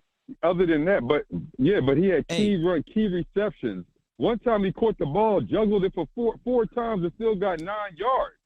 That's what I'm saying. He just did. I don't think he killed this. I'm not saying. I think. I'm not Russ saying he was a killer. Yeah. No, I agree. I'm not saying I'm not getting crazy saying that he was the hauler. I'm saying the irony that he's on the field getting plays, and our 40 ounce that we signed can't get on the field. Now that I'm with you. It was at a point where I was like, look, clearly you need a second guy. As much as I like Javonte, it can't be every down guy because there's times where it's like that's the other side of Javonte Williams. But I was like, man, at this point, just put 40 ounce in there. Just and see if he can run, because I like his feet. He got sweet feet. Let's see him run the ball. I don't want to see Miles Sanders run the ball. So I don't know. They got to figure something out to get how I pay him if all he's going to play is 6 snaps in special teams. I didn't get that one. Yeah, I mean, he got sweet feet and he got some power. Soften the defense up some. Just give him different looks. Give him different. I just don't get it. But the one thing that I just saw the Giants just picking us apart. Every play, damn near every play they ran, they were setting it up for another play. And that's what we don't do. The Giants and other teams, I'm not just saying Giants is all that because they're horrible, but they did what they had to do. But I'm just talking about your strategy, how you set up plays, same formation, same personnel, but then you run a different play with that same look later in the game. But they ran a play with Russell just to see what we was going to do. Bring in the other quarterback, ran the same play, and that's when 44 busted up the middle. The same play. But we don't do that. We don't set teams up. Yes, we do. What you talking about? Under Schottenheimer, I don't see it enough. Brother, they did that throughout this game. Under Schottenheimer, they've done that. I mean, I wouldn't necessarily be complaining that we don't do that. I mean, we under Schotty, that's what we're doing. That play, I mean, I don't understand what's the big deal, but that's what you do in the game, right? You see what works and try to run it back. It was a good play. It was blocked up well. I mean, I don't know. It is what it is. It just blocked it up well, and he had a good run. I mean, well, maybe I'm just being extra. Bro, that's the only run like maybe. That's the if you tell me at the end of the day, all the running backs are going to average 3.7 yards per carry with one run over 10 yards. They have 84 yards total, even with Russ. But take out Russ's 20. They got 60-something yards off of 17 running back carries. Man, miss me with that bullshit. How did we lose? No, you're right. You're right. Because there's no way that beat us. But we didn't lose. But you know what I'm saying? How did they tee off or whatever? Like, how did the offense have 500 yards of total offense if all they had was 60 rushing yards? Something don't add up. Bombs.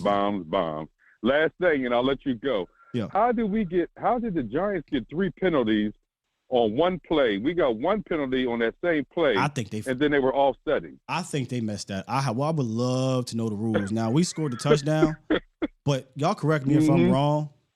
This is how it went down. 12 men on the field, okay? Defense. Then roughing the passer or personal foul, whatever, defense. Then pass interference, defense. Boom, plays over, right? Plays over. Now, after the play, personal foul, unsportsmanlike conduct, defense or offense. So in my head, I'm like, because I kept telling my boys, like, yo, CD got to chill, stop. And he was doing a little happy dance, which was goofy. I don't know why you're doing that. You didn't do anything. And he wouldn't stop, and they took a flag. My understanding, my thought was, okay, plays over, 1st and goal, then we do, or 1st and 10, then we do the 15 yards and take them back half a distance or whatever, how they do the rules. That was my thought. But they said offsetting penalties from a post-play penalty on us? That doesn't make any sense to me. I would love to know the rules. I thought they kind of got us right there. I felt like they cheated us out that, but fortunately, Dak threaded that thing to Turpin, and we got a touchdown. Yeah. All right, man. Keep doing what all you do, man. Appreciate you. Yeah, appreciate you, man. CB Nation. All right. Has anyone looked into that, by the way? Yeah, okay. So I look. Is it a soft ass penalty? Yes. Stupid. Why are we throwing the penalty flag there? But at the end of the day, Got to be smarter than that. Because you know what that was? That was C.D. Lamb's version of George Pickens losing it. That was Phillips, whatever his name. He's in his head. He got in his head. Or the version of the cornerback celebrating when the quarterback threw it 50 yards in the air out of bounds. And you ain't do nothing, bro. CD, you did nothing there. But get up. Get back to the huddle so we can get first and go and get this tutty. What is all of this? That was just so silly to me. Yeah. Let's keep it moving. We got 443. You are live. What's up? 443. You are live. Going once? Yeah. Hello, Still. Yes, sir. Good morning. Good morning, Still. I just had a few things, man. It's Vic from Baltimore, man. During this game, man, Matt had a terrible scheme, man. He don't play man. He don't let them boys man up. He don't do nothing, man. And Diggs ain't really that bad. It's just that Wilson is just that bad. Hold up. Appreciate the Brandon Dot. Hold on. I'm sorry. Because I'll forget it. Because I'll forget that I see it. Just stay with me right here because I'm about to ether this guy. And I love you, Brandon. Appreciate you, Brandon Dot. I just want to bring up this number. So Brandon Dot says, $5 super chat. I'm smarter than this. He says, you're smarter than this guy. Week 1, we blitzed and stunned it with our D-line. Yesterday, we didn't do either. Brandon, I advise you highly to go back and watch the film from week 1. The Cowboys blitzed all of 2 damn times in that game. Maybe 3. Maybe 3. Okay, so we did not just blitz a whole bunch in week 1. The numbers are right there. They played. Calm down. They dropped back in the soft zone on every single drop back for Jalen Hurts. They sent, 2 blitzes? Correct me if I'm wrong. 2 blitzes in week 1? 2. And no stunts. Let me just tell you something right now. One more, and I got you, B or Vic. One more. Have you seen this personnel? With all due respect, this personnel sucks at stunting. Sucks. You lost your biggest stunt guy, advantage-wise. You lost it. Your rookie doesn't know how to do that just yet. He doesn't have the know-how. Dante Fowler's cooked. Until otherwise, he's cooked. I hate to do it. He's cooked. Sam Williams, he's not it. From that standpoint, Sam Williams went right down to who else you got? Maybe Houston could be a guy that can do some of that because he has that twitch ability. DeMarcus Lawrence back in the day used to be the bowling ball that would destroy things. You don't have that anymore. Osa is a quick 3-tech, but even him on the stunts, if you watch it, they're not as clean. So it's not like we just got this beautiful stunting team to do it right now. You don't, brother. The Jimmys and Joes just ain't Jimmy and Joe enough. Osa and Clark, absolutely give me them 2 in the middle wrecking havoc. Everybody else, they ain't Jimmy and Joe enough. So appreciate the super chat. I'm not just talking out my ass here though, B. I'm telling you what we see on film. And we blitzed 2 times? 2? And that's what you're going to go off of? Sorry, brother. Oh, no audio? Somebody said no audio. All right, let me let you back on. Go ahead, Vic. Okay, I agree, man. Like, Matt need to rethink his scheme. And I think Tolbert need to go, man. We need to see Flournoy. He can't break a tackle for my 3-year-old. I mean, Houston needs more snaps. Houston needs more snaps. He's the only person that they were sending the chip back when he was in the game. Everybody else, they felt comfortable going man on man, and we're going to block this thing up. He's the only one. I just saw some film from Houston. He didn't get chipped at all. And he had some productive little snaps. Here we go. Voch dropped a couple clips, and let me see here. Okay, this one I think he didn't get chipped, but he got home a little bit. Yeah, that's the sack. Yeah, if he dropped a couple clips, and it's like if they're not going to chip Houston, he's probably your best pass rusher right now. Think about that for a second. Yeah. Vic, think about that for a second. Yeah. I know. I digress. Go I ahead. know we're doing bad. And 41 is getting manhandled the whole game from Philly and this game. 41 is getting manhandled. I mean, he's always on his knees or just stalemated. And to be fair to him, he's a rookie, Vic. He shouldn't be in this position. I know. But yeah, you're right. You're fair. He's not looking great. Yeah. He had a couple I know, good but rushes, he's out there still. Fair. Yeah, he's out there. And one other thing, man, I think we owe Javonte an apology, man. Man, this dude is balling, bro. He need a mate. But as far as running back one, bro, for the heavy lifting that we want to do, he's the man. He's the man for right now. So I have no beefs with Javonte Williams, man. So I just think that, man, like, from going forward, man, like, Eberflus need to change his scheme up, man. That's all I got for you. At least a little bit. Some man, and we can't get generation of blitzing heat with just 4 people. We gotta heat them up, man. Make quarterbacks make quick decisions. And if we're gonna lose that way, then so be it. And I want to see number 2 instead of Wilson. That's it. That's all I got still. Appreciate you, Vic. Yeah, I mean, sorry, boss.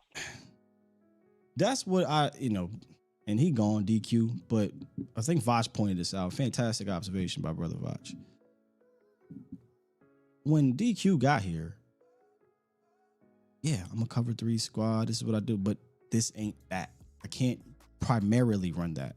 So he became a big time man defensive coordinator to make the transition easier or play to the strengths of his players. I'm not asking Eberflus to be somebody else. I'm just asking Eberflus to realize sooner rather than later that this ain't working and I got to switch it up. I did not know this, and I'll be completely honest, right? I didn't know. I knew he was stubborn in the sense of, go look at the numbers. All throughout his career, he's not a blitzer. It's at the bottom of the league, bottom third of the league all the time. What I didn't realize was not only is he not a blitzer, but he won't come up out of it. Like he won't adapt unless you get a rain delay and then you got a chance to. I wasn't aware of that. You know what I'm saying?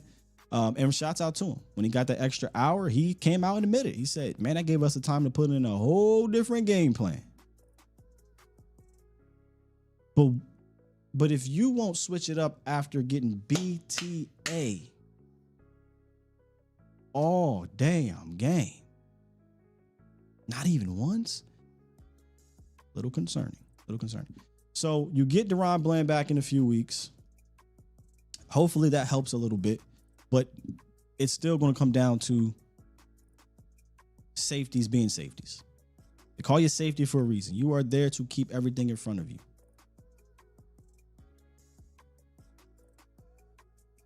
What happens in practice this week with personnel will tell me more about this team than the dub did. What do we say, Los? Beating the Giants don't tell me nothing. Losing to them will. Now, I didn't know there was going to be a middle. You didn't lose to them. You beat them. But boy, this sure tells me something and not a great thing about this team. Somebody said, well, I was Los. Oh, we usually lose these games. Bro, I've watched us win these games. I've watched us win these games in 2020. Oh, yeah. Watermelon game. San Francisco 49ers. A terrible team. I've watched us win these games even in the Romo era. Now, you always went back and forth with it. So this isn't like, oh my God, we've never done this before. We don't do this. Yes, we do. We've done this before. So it'll tell me more about this defense. I'll say that. Offensively, I think the Cowboys offense if they get Blue involved, get another back, the offense is going to be fine. But this will tell me more. Y.A. Thomas getting involved. Jadeveon Clowney obviously has to get more involved. Houston, a little bit more snaps. Still got to be mindful. He's not a full-time edge, but more snaps. Is it overreacting saying bench Dante Fowler? I don't know. I don't know if bench is strong, but too strong, but maybe send a message. So there are going to be personnel situations I'm keeping my eye on because you can't lie to us. The film's there. You can't lie. And you can't say, oh, this is just a one-off for Dono. Dono has not been good in coverage for years. I thought Donovan Wilson could be better in coverage, and he has not been. Not this year. Last year showed me he couldn't be. But since he's been injured, it really goes back to that. 21, 22, whatever it was, 21 maybe. He has not been the same Twitch player. He is not the same player when he came in that he was now, that he is now. That's clear. Got to make a decision. So it's not. I know it's Monday and we can do read and overreact. I don't think this is an overreaction. And I refuse to bury my head in the sand. Refuse. We've done this for far too long for years. I've buried my head in the sand after wins like this and would say, oh yeah, ain't nothing wrong. Everything's good to go. And then that same exact thing comes back and bites you in the ass because you don't do anything about it.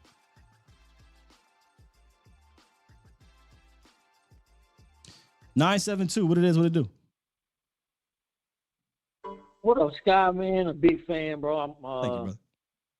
Appreciate you, everything you do for the nation, man. My name is Byron.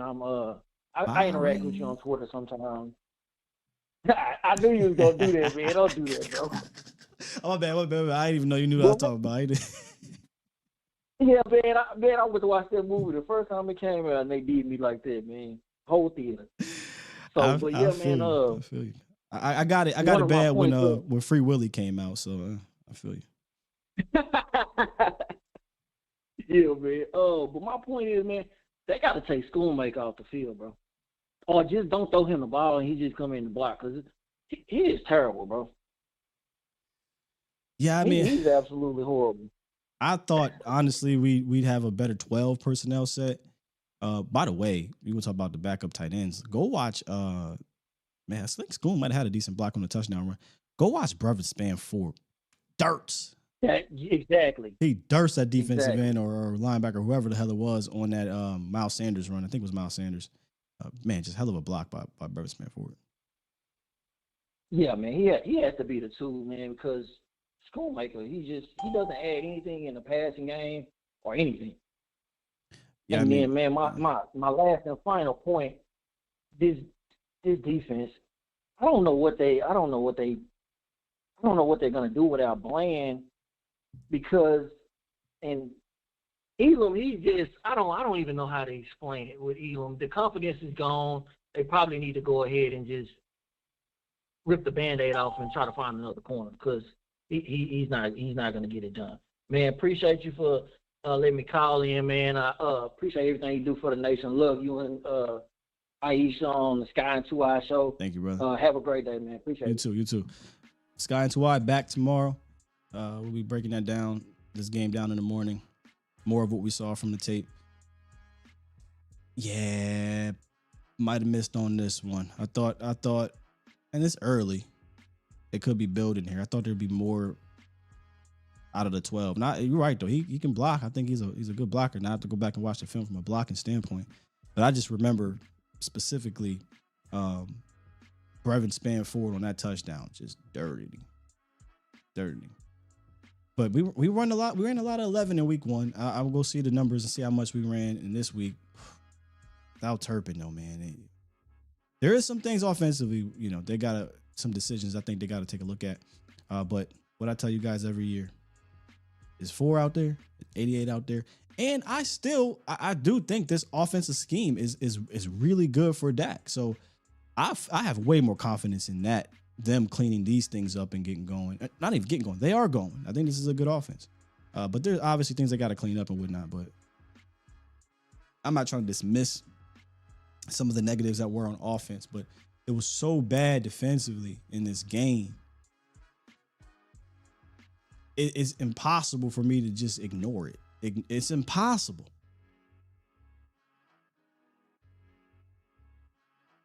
I see a lot of people. Somebody said, and this is the Cowboys right now. Ferg did fine, and I'm over Ferg. I think the drops, bro. I think the drops are killing him, or from a fan base standpoint. Because you look at the stat line: 11 targets, 9 receptions, 78 yards, and he had a couple big, huge catches in that game. But he had a drop in final drive. But he had that drop at the end of the half that almost turned into a pick. And yesterday I said, my eyes are on you. My eyes are on him. Better game this week, but I can't have the drop. I'm not asking you to be perfect, but can't have the drop. But if I go 9 for 11, 9 receptions on 11 targets, 78 yards, I'll live with it. Definitely when they keep doing flats and seams. That's all they're doing with him right now is flats and seams. That's pretty much what you're going to get. But he got a stack. Better game, but still would like to see Ferg get in the end zone and not drop the damn ball. But I agree. I think he did fine in this one, but don't want to see him drop. You're paying him that money to not drop the rock like that. And you know, but the frustrating part about it is you get him to drop the ball in a 2-minute drill, then you get CeeDee Lamb to drop the ball in a 2-minute drill, and that was real nerve-wracking going into the second half because I'm like, okay, are we picking up from where we left off at the end of the last game? But they pulled it out. Appreciate B, man. B just Brian Goolsby. Super chat. Just dropped 10 and said, thanks for the content, Scott. You are 1000% correct. Dono has to go. Hey, it ain't me. Everybody saying it. And they right. I mean, you got to see if that pine would change your mind. They sitting down. Mozzie, they sitting down. Blue. They got to see if that pine would change his mind. See if that pine would change Tober's mind. And see if that pine would change one of these tackles' mind. They can't replace both of them, but damn it, they might have to look into at least one.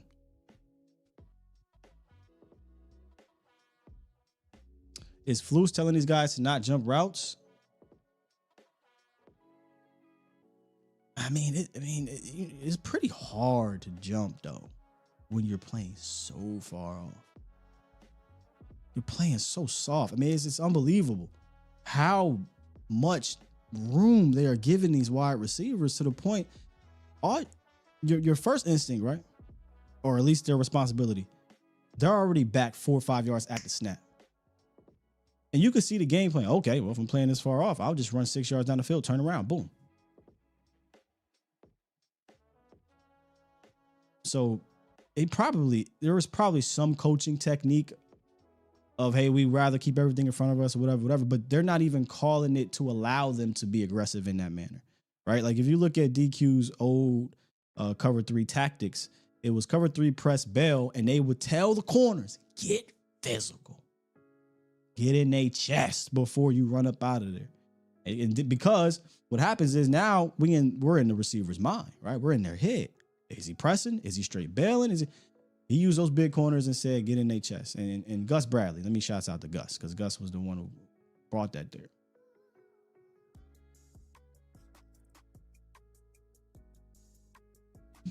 Text says, Scott, shouldn't our D be shifting towards the nearest receiver when we play zone? If they're playing match, yes. But you still have your responsibilities. And if you go look at some of the big plays, this is just poor play calling and poor execution. And then poor pass rush. You can't have all three. You just can't have all three. I am too, John. I am too. I'll tell you, look, I used to do a segment, but I tell you this all the time. I used to do a segment in my old show.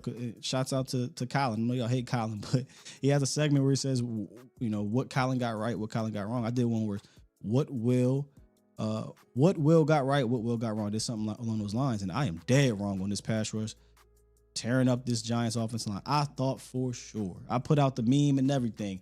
Hog, mog, fried chicken, macaroni, and I thought for sure. And then they put in their third string tackle. Oh, I'm licking my chops. You if you would have told me third string left tackle and a bunch of backups, don't tell me the score, don't tell me the yards, and ask me to predict what this defense would have did. Oh boy, I would have been. What's that cold take? Freezing cold? Y'all the freezing cold take the shit out of me. Law said, how can we play off ball and still get burnt? Yeah, Elam ain't shit. Ain't shit either. All right, we got B from Houston. What's good, B? Hey, what's going on, Will? Listen, that wasn't pretty, but you know what? In 4 I trust. It was hella entertaining. George Pickens made some plays. I know Clowney ain't gonna just change things overnight, but trying to watch it back, I mean, really, as long as you don't have Donovan Wilson like back deep, like I don't know if do you think Wanye Thomas or somebody could cover space a little bit on the back end of that zone? Will, like, something's got to change. Yeah, get his ass off the field. You know, stop putting. Hey, you know what I mean? Like, I don't give a damn. I don't give a damn who paid you. And I could have caught that last pick, so I ain't worried about that. But yeah, man, I'm just happy to get the win. Dak still owns the Giants, but that one was really iffy. I was in a conundrum because I had neighbors in fantasy, but needed the win. But yeah, man, overall, I just think I think as Cowboys fans, we just need to sit back and be present and enjoy Dak Prescott, man. Enjoy Ford while he's here, and just the brilliance and the heart in which he plays, Will, because it was on full display. And I think the culture in shoddy ball is about having heart and belief and a brotherhood and a culture. They preached all that in the offseason, but I saw that in the post game. And you just kind of see it in the way we played. We lose that game under McCarthy. I fully believe we lose that game under McCarthy. You're doing this again. And that's all I got. That's all I got for the show, Will. Man, I appreciate everything you do. Appreciate you, B. Brandon, I've seen them win this game under McCarthy, but I don't want to disrespect Shoddy. I do. I like what Shoddy's building. It's his first year, so you know. I did not want to do this, and I don't even know if I want to put it in the atmosphere. Let me see here.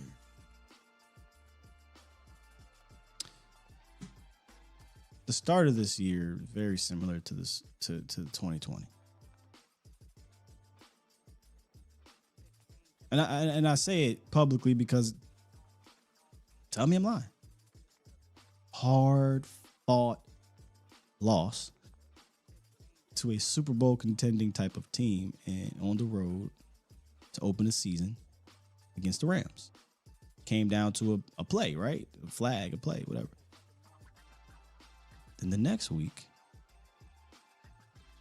a crazy finisher at the crib to win 40-something to 30-something or whatever it was against the Atlanta Falcons, right? Wasn't it that year? All while the defense was hot garbage. Yeah. I hope that's where it ends. That's all I'm going to say about that. Well, this is not good. Breaking news just came in a few minutes ago per Ian Rappaport and confirmed by all the beat reporters. Center Cooper Beebe, key part of the Cowboys O-line, is expected to miss 6 to 8 weeks with a high ankle sprain. He's almost certainly headed to injured reserve, but should be back in the second half of the season. So, no Cooper Beebe for the next 2 months of the season. He'll hit IR, and this is why I guess you don't trade some of those interior guys, because now Hoffman will be your center moving forward. TJ Bass will probably be your backup guard. I wonder if we just talked about Nate Thomas, but I wonder if Nate Thomas would do some swing things in the guard situation too, because he can play across the line except center. So that hurts. And look, this is why you keep a Brock Hoffman. Brock Hoffman, I think, can provide quality depth. For me, it was always, hey man, you give me Brock Hoffman in a short stint, come in, fill in for the game, come in for a week or two maybe. The issue with Brock is once after those first couple games, you start to see, oh, that's why he's a backup. So, but ain't got a choice now. Got to figure it out. I will say this: Connor Riley, Clayton Adams. Now, the other stat I did not show or talk about earlier, was this one here. Shouts out to McCool, who dropped this going into the Sunday night football game. The Cowboys are third in the NFL in rushing success rate. Numbers 1 and 2, Washington and Philly. Ladies and gentlemen, That is a Clayton Adams statistic. It's only been two games, but we are clearly seeing the effects of Clayton Adams. And if you missed kind of the documentary, if you will, that I put out on Clayton Adams, this, if you watched it, I should say, this shouldn't surprise you. If you missed it, you may be saying, wow. And you might be saying Javonte Williams O-line. I'm going to say Clayton Adams, Connor Riley. This is the effect he has everywhere he goes. Everywhere he goes. That first year, they improved almost to elite status. But I do think some of that will depend, I should say, on the running backs. And Javonte Williams has given him, confidence. But shouts out to Clayton Adams, man. I think the Cowboys will continue to have an efficient run game. I do. Clayton Adams is like that, man. Eric said, I'm down on Eberflus now. It's hard not to be. Look, it's hard not to be. The old NFC East is back, baby, says Rod Trap. Bunch of runs, right?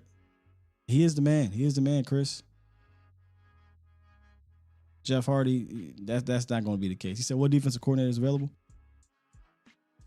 They're not going to hire a new D coordinator. It'll be whoever inside. And look, I'm not even advocating I get it. Firing seems very easy. I'm not even saying do that. All right, now adjust. It is week 2 at the end of the day. I'm not saying the season's doomed. We do week to week. And that's why, we're all in on this week right now because it just happened. Adjust. Next week, look, Caleb Williams is young and everything, but I don't even think you can go, oh, well, young corner or young quarterback hasn't seen this, hasn't seen that. This is basic ass zone coverage.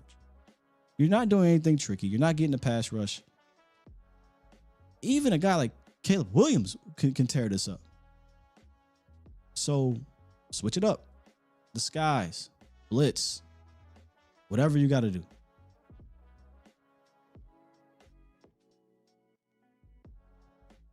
Jeremy said if Flus lets Caleb go off. East Coast Dwight. Let me lock this real quick. We almost done. East Coast Dwight, what's up? You live, brother. Oh, hold on. Let me get you live. How you doing, man? God bless you, man. There you go.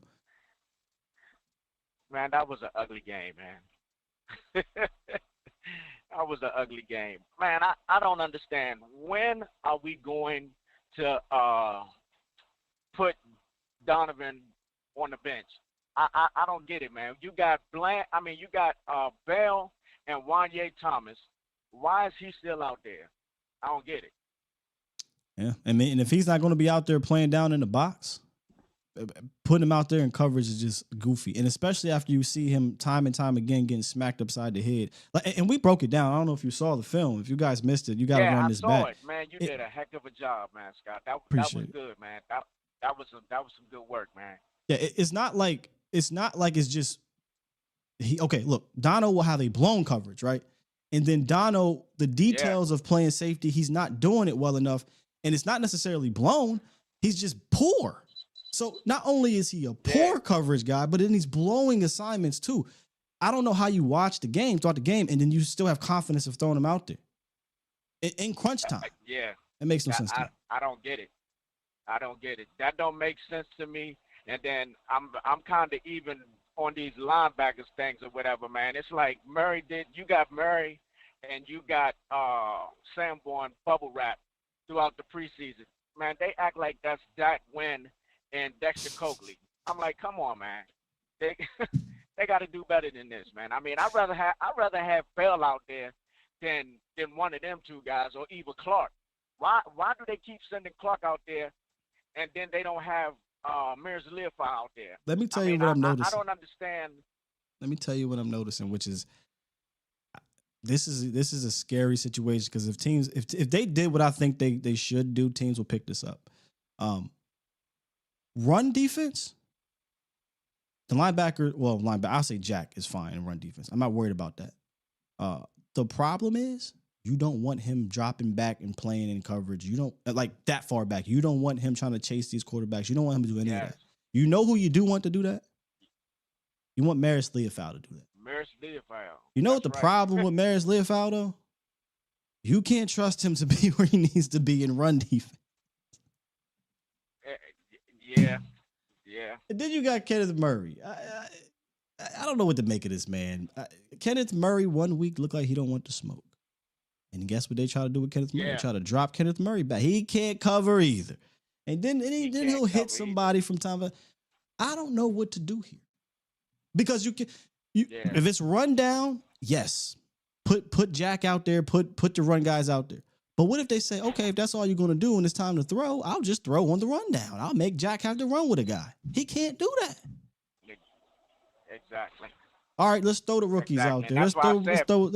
Bell. Yeah, throw the rookie out there. But what I mean, but what I'm getting Bell, at, even though Bell light in the tail, he's still better than some of them linebackers we got. Oh, you know what? Time out. Wait a minute. That I ain't even think about going back to nothing like that. Hold on. Wait a minute now. No. Hear me out. Is that such a bad? I know we just got our ass whooped running, with teams running the ball on us when we had Bell there. But I mean, he wasn't terrible when he was shooting. It was bad when they got up on him. Exactly. But we got a different scheme now. Exactly. I don't know. I'm just talking out loud. Because the reason why I bring that up is because I think he can run better in this scheme from a coverage standpoint. Exactly. That's what I'm talking about, Scott. He can run better with them. Horrible idea. Might be the best option. I don't know what to do. It's one of those, you damned if you do it, you damned if you don't. I don't know what to That's do. why I'm like, man, I don't know, man. I don't know either, bro. I don't know either. Because it's like, if all we're going to do is the Tampa Poo defense, I'm targeting whoever. I don't care if it's Jack. I don't care if it's Murray. I don't give a damn. They don't know what that. They can't run 30 yards downfield and cover. They just can't do it. So I'm attacking them. But damn, Bell could do it. Yeah. Bell will do it. But he's small. That's what I'm talking about. Bell would do it. He, like you said, he's small, but I don't think they will have this defense. I don't think they will have. I think this will fit him better than what DQ. My man with what's his name? Dan Quinn. Yeah, what DQ was doing. I think it'll fit him better because you're not relying on him to take on those type of blocks. He's just coming down, filling the lane, and he's hitting the hole. That's what they want. He's not having to take on blockers like DQ's defense. That's funny, Joe. That's the difference. Hold on. That's the difference. Oh, Big A is right. The solution is hurt, right? Demo is hurt. That's your solution. But here's a problem. This is what I was saying coming to this. We can't count on him. He hurt, and he a hurt guy. So, you know, that's just where we at right now. Yeah, so we'll see, Scott. I mean, we'll see what they do, man. But like I said, man, good work, man. I love the work you guys do, man. Keep it up. And I got my son already told Law. I'm trying to get down there so I can put a face with you guys so y'all can see. Because my son, he loved the show and he liked what y'all got content Thank you, and bro. stuff. And it's like he want to come and see him and take pictures and stuff. So I'm like, I told him, I said, I'll try to get him out there to some of these games. At least meet y'all, get some dinner or something. Hey, well, look All right, forward to God seeing bless you, you man. and the family, man. You as well. All right. He might be on to something right now, because damn if you do, damn if you don't. Your best run defending linebacker is not a guy you want running around in space and dropping back in coverage. Your most athletic linebacker is not your best run defender, and you don't mind him playing the short area and running the hitting guys, but you don't want him dropping back and playing in coverage.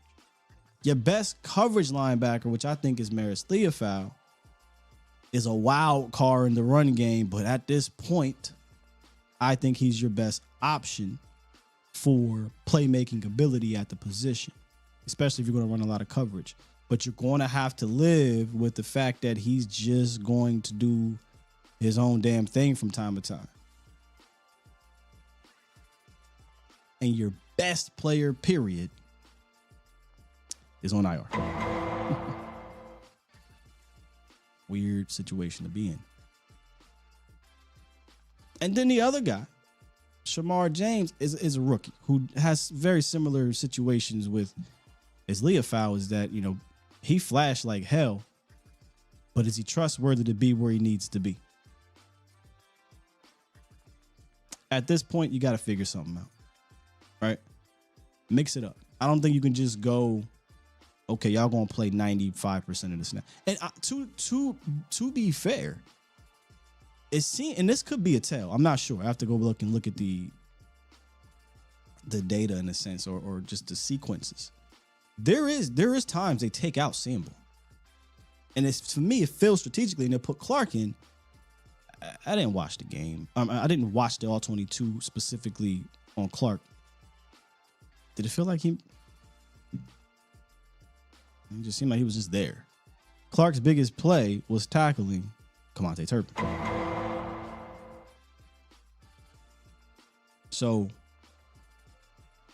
a weird situation because you go 2 weeks, in my opinion, with, I think, very solid run defense. Was it perfect for 4 quarters? No, but you tell me, coming out of the first 2 weeks of the season, running backs are going to average what? Less than 4 yards per carry, roughly?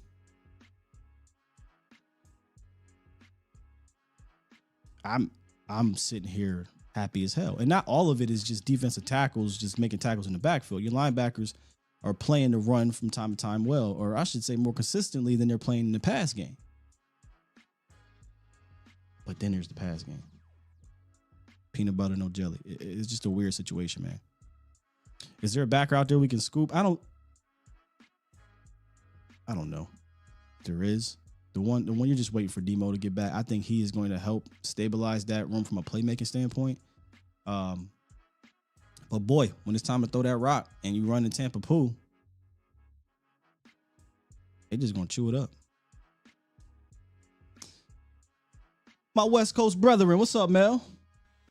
Hey, good morning, King, to the morning King, brother. How you doing, man? I'm good, man. Just kicking it with y'all on this what do we call it? This Overreaction Monday.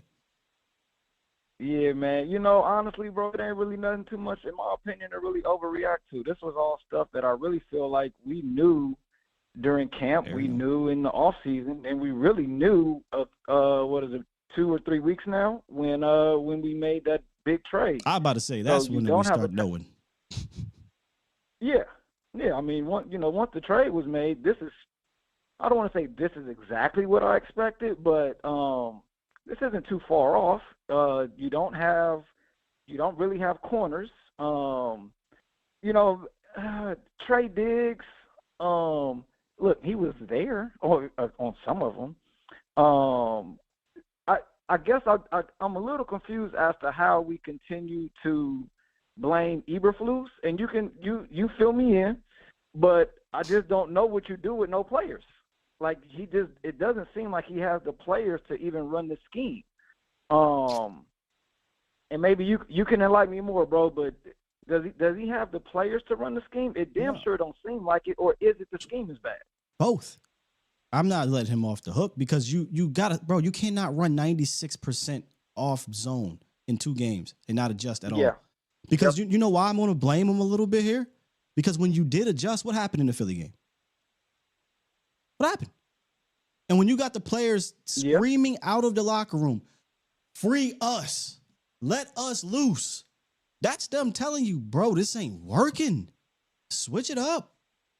So I can't let Flus up. I mean, hell yeah, I could blame him. Because at the end of the day, it's your job to now realize, okay, he ain't good enough, put him in. Or this ain't working, switch it up. We don't have all the Jimmys and Joes for the defense. Absolutely not. Right? But everybody talking about, hey, no name defense, all that stuff. Okay, well, when you lose the best name, we'll see what happens. But this is what happens when you have a stubborn coach who doesn't come out his box. I respect Mike Zimmer for coming out his. Yes. This is what Mike Zimmer. This is what Matt Eberflus does. Or do we have? Politics. Cue up the. What's digger. the politics of Eberflus doing what he's done his whole career? How's that politics? Well, as far as Jerry Jones is not in that. Wanye in there. We about to see, but I'm talking about from a schematic standpoint. That's why I said this week will tell me much more about the whole competition thing and yada yada accountability thing. It's week 2. All right, it's the first bad, atrocious game of the year. Now make the adjustment.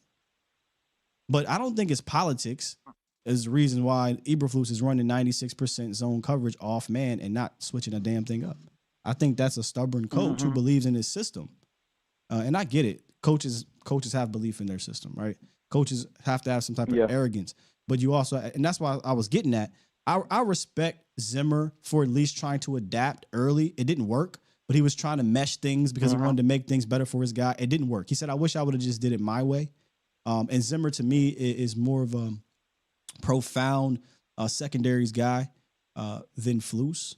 But it was by the time he adjusted, it was too late for Zimmer. You hope that doesn't happen for Matt Eberflus. Adjust. You have to adjust, brother. You're not getting any more players. You know what I'm saying? Yeah, no, the players ain't coming. On a positive note, bro, the run game, which was something I thought that we were not going to be able to do this year, it doesn't look bad to me, at least from a schematic standpoint. I like what I'm seeing out of Javonte Williams.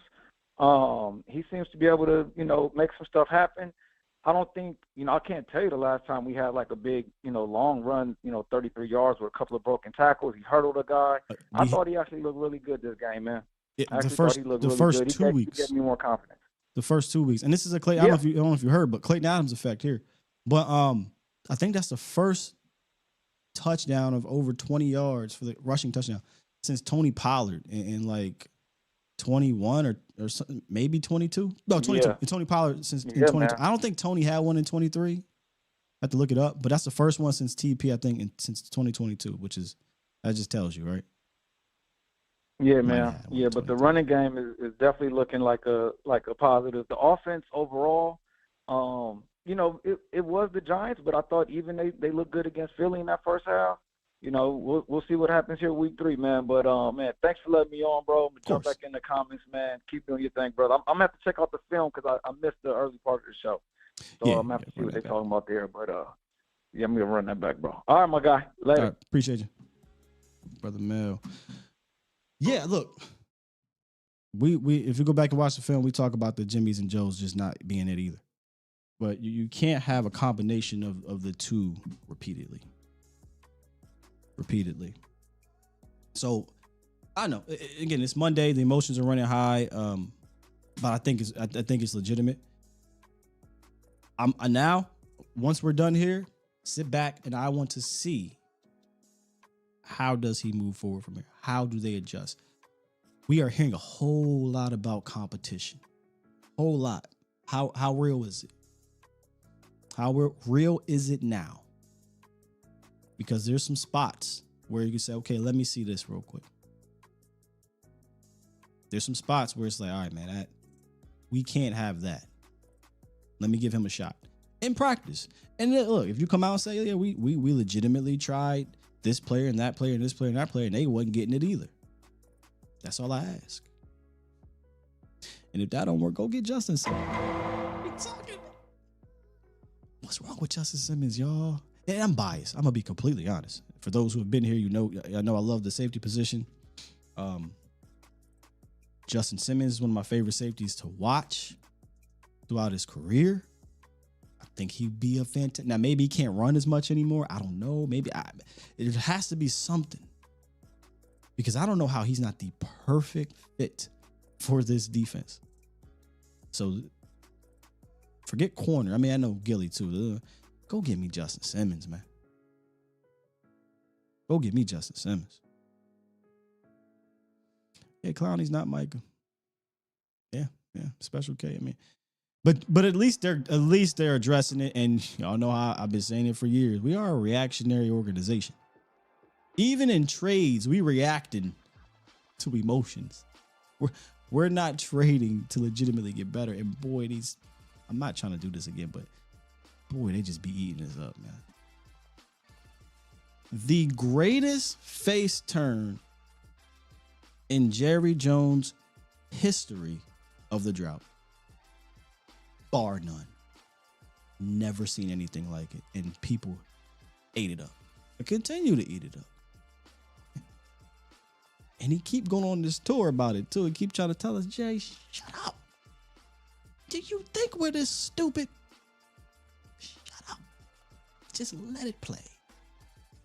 Let it play out. Because all he doing is giving more ammo to the people that's going to get on his ass, including me. But I usually save it. I let it build up to the offseason. Because during the season, hey, it is what it is. Wash our hands. That's what we're going to do now. We got to go out there and play. We got to go out there and overcome it. But when your general manager just won't shut the hell up, he just keeps coming out every goddamn week. And I got to see it on the internet. I got to see it on the TV. Shut up.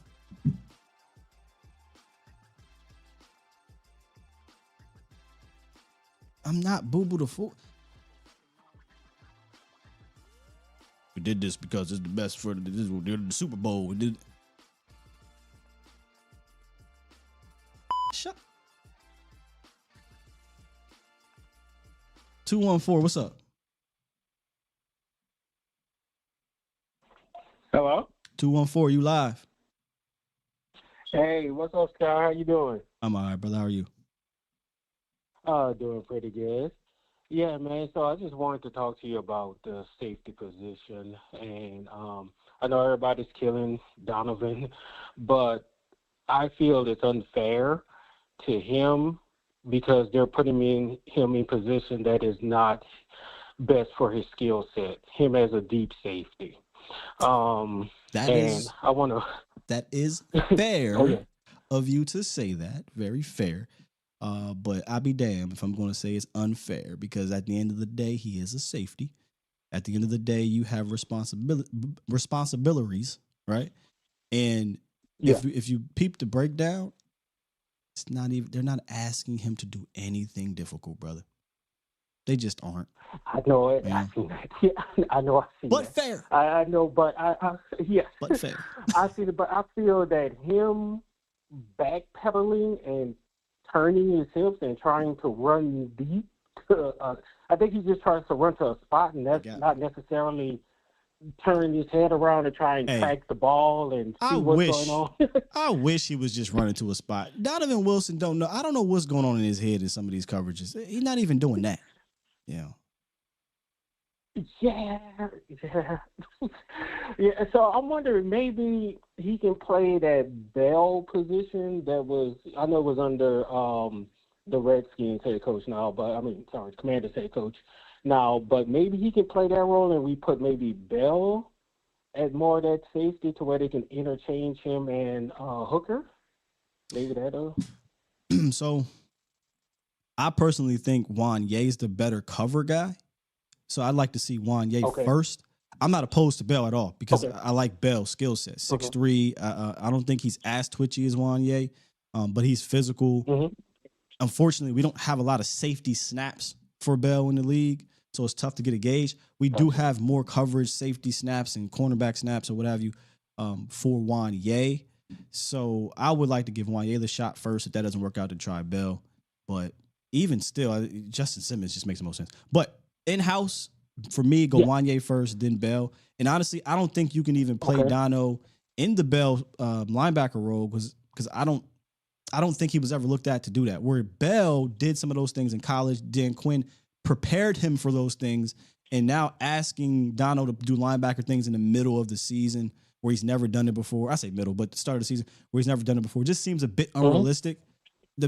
Just have him come sit down. Come have a seat. Just have a seat. Go play special teams. Sometimes we'll throw you out there to do some, we're going big nickel. Very rarely, but if we go big nickel, get out there and do some big nickel things. But there's really no other place for Dono in this scheme besides right next to me. Come on, have a seat right next to me. And then, I got you. You know what I mean? I got you. Okay, so with that being the case, I also watched your breakdown. It seems like we play a lot of base against 3 wide receiver sets, where there's 3 linebackers and you're asking them to cover. And I didn't notice Jack Sanborn does not seem to be that athletic to do that. Let me go take a look here. So 1, 2, 1, 2, 3. This is the first possession. So Yeah, I see what they did here. You're right on this one here. I'm just running out the bad plays, so just stay, or the big plays, so just stay with me here. I want to say that's a tight end, and that's the back. That's 3. Okay. So the first big play was Kenneth Murray, and he just didn't carry. He didn't carry the tight end down there. So he definitely came out in. No, that's 2 linebackers. Who's it? Oh, Reddy Red. Okay, no. We were in nickel. That's Reddy. I keep saying Reddy Red. Oh, that's Reddy. Oh, that's Reddy. So I no, thought he was a we were in nickel. linebacker, dude. Bro, I thought he was Leo 5. 1, 2. Sorry. Okay.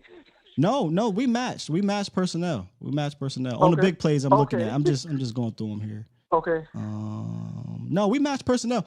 So they're not coming out. I get what you thought. You're thinking they're coming out 3 linebackers against 3 wide receivers. No, they matched personnel.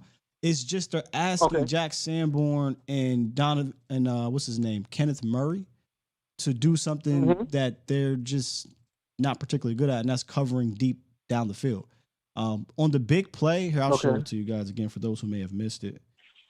On the big play to down the seam, let's show the first one. The first one, just a bad read by Kenneth Murray. Murray's supposed to just be firing back here down the middle, okay? And he, for whatever reason, he takes the tight end. It's 3rd and 24. I have no idea why he's worried about a tight end 7 yards from the line of scrimmage, 10 yards. It just makes no sense. So he just gets burnt there. And then on the Jack Sanborn play, he does take off and run down the middle of the field, but he's not this uber athlete to see that, oh, they're about to throw a back shoulder fade. Let me go make a play. This is an impossible play for Jack Sanborn. He's not that athletically gifted to make a play on this ball here. This is a great ball, and this is why teams don't run an antiquated Tampa poo, because this is what happens. There's soft spots in this. Great ball placement here, throwing the back shoulder, because technically Jack is doing his job, but I don't even know if a twitched up linebacker can make this play, but you would rather see it with a twitched up linebacker. So in those 2 plays in specifically, I just think what happened was you just got taken to the woodshed with an old scheme, brother. Just an old ass scheme that you didn't switch up. Yeah.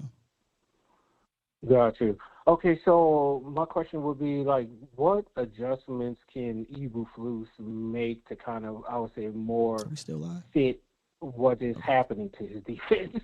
No, great question. Great question. I can't sit here and act like I got all the answers. I never try to portray myself to do that. But since you're asking, just off the top of my head, I would say mix up man and zone more. I would say send a blitz more often. I'm not asking you to go from 31st blitz team to the first, but I mean going from 30 to 25 is an uptick, right? We don't run a bunch of stunts up front. I personally don't think we even have a good stunting team, but again, it's just another way to try to simulate pressures, man. The only time we do sim pressures is we'll all right, everybody standing up and we're at the line of scrimmage. I kept looking over to my boy Lee and was like, man, they not blitzing. They're not blitzing. They're all at the line of scrimmage and they're going to bail. And that's exactly what happened every single time. How about sometimes you actually send the blitz, right? 4th and 4, game on the line. Why are we playing soft coverage, cover 3, everybody 5 to 10 yards off the ball, no pressure? Like, simple thing. I'm not asking for rocket science. I'm not asking for them to give me the world. I just think you have to mix it up. Yeah, I seen that because and then at one point I seen the cornerbacks almost 10 yards off on 3rd and 8. Like third and it was like I'm thinking that 4th and 4 is the play I'm thinking about. Never mind. But yeah, you're right. They played off all game. And then when they did play press, it wasn't like, ooh, we're pressing y'all. It was half-ass press Bell, half-ass just get worked. Kyer Elam was getting worked when he was up at the line of scrimmage. Diggs got worked on the 28-yarder, but it wasn't like he bailed. He was just, I don't know what they were doing, man. It was just not a good day. Got you. Okay, and my last question, what is going on with our right defensive end position, the replacements for Micah? I know Sam Williams is getting a lot of snaps, but is Araku, I guess we were hitting some of the rookie stuff with him because he's still trying to kind of rush down the middle of these big tackles or do some kind of spin move and they catch him and kind of just handle him from there. Yeah, I was wanting to just kind of know your thoughts on that. You hit it on the head. I mean, to be fair, being fair to Dono, I'll be fair to the other Dono. He is a rookie, and this was my concern when we went from, oh man, Micah's in that room. Yeah, Dono could just be a designated pass rusher. Just come on in, and when teams is like, whew, I get a break. No, you really don't get a break because he can hit you with this and that. But when he's got to play a little bit more and he's got to play a little bit more on early downs, yeah, it's gonna have an effect on a young man. I blame more Fowler, but again, I hate to be devil's advocate and fair. Fowler is a literal designated pass rusher that we're asking to play on early downs. Sam Williams is recovering from an ACL and doesn't have a move in his toolbox. He just run down people's chests. And Marshawn Eaton's a power guy. If Marshawn Eaton is your best defensive end, he's a power guy. Houston is your best pass rusher. That's all we need to know. Yeah. Houston is your best. I got you. Houston, we have a problem. In closing. All right, man. Appreciate the phone call, good brother. All right, thank you. Have a good one. Yeah, good stuff.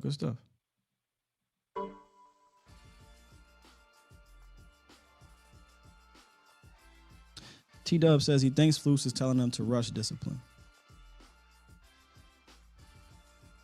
T-Dub, were they even doing that in week 1? What?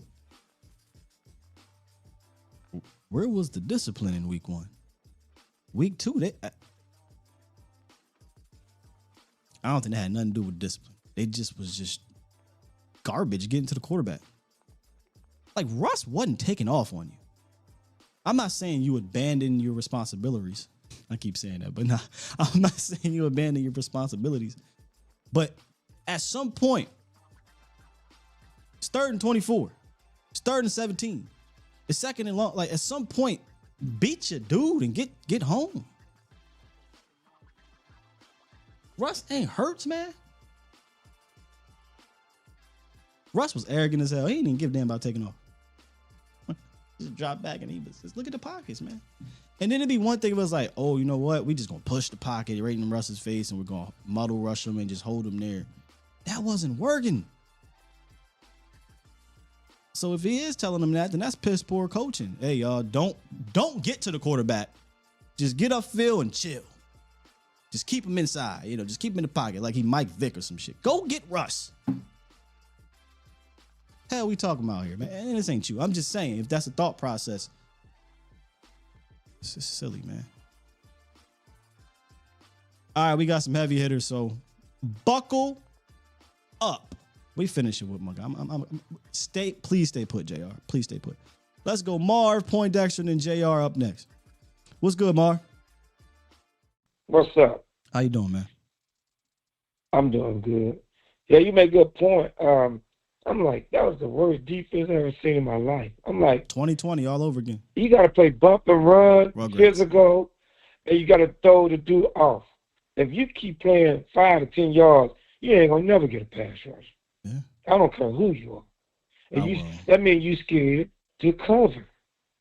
And you can put 14 down, or if you know 6 can't cover, put 6 down in the box and let him cover the tight end for 5 or 10 yards. And put 14 or number 2 back. Uh-oh, Marv, you're breaking up a little bit. Oh, dang. We're losing Magic City. We losing your Magic City. I gotta let you go. You sound like a robot. Yo. Yeah. Yeah, it's pretty bad. It's pretty bad, Marv. Oh. Okay. Yeah, I gotta let you go, Marv. But what Marv was saying was, he's saying what the other caller was saying, right? Like, put Dono in a better advantageous situation that plays more towards his strength. And my rebuttal to that was, I hear you, but in this specific scheme, what is that? In Dan Quinn's scheme, we knew what that was. It was the third safety that played down in the box, he played more around the line of scrimmage, and that's why he looked a little better. But in this specific scheme where they don't require that third safety to play in the box and it's mostly coverage, and that's it. I mean, I don't know that he can fit anywhere else. So either Donald got to get it together, which I don't know that he's all of a sudden just going to be a cover safety. I'm no coach. I'm no DC. I don't know it all. I put the tape out in front of y'all. Y'all tell me, are those the things that we saw from Donovan? Are those some things that all of a sudden gets fixed? Maybe they get on his ass and he changes it up. But there are just natural things that cover safeties, or just safeties really should be doing this, but safeties that know how to cover do. And the difference is, look, I agree with the one caller. Malik Hooker is regular. But Malik Hooker is much more suited to play in this scheme. If you noticed, could be wrong, I'll go back and watch some more. I don't recall too many in this year so far, because Malik Hooker throughout the years we've seen some plays. I don't recall too many times it's like, oh, damn it, Malik Hooker's out of position in this game. Watching, it's definitely on the big plays. Malik was never out of position. Technique-wise, Malik Hooker played it by the book. He's not dynamic or anything by that nature, but he played it by the book. Donovan Wilson brought the wrong book to class, ladies and gentlemen. That's what's happening here. They gave Malik Hooker and them safety 101 books. Donovan Wilson went and got linebacker books. And every time it was time for Dono to retreat, what was Donovan Wilson doing, y'all?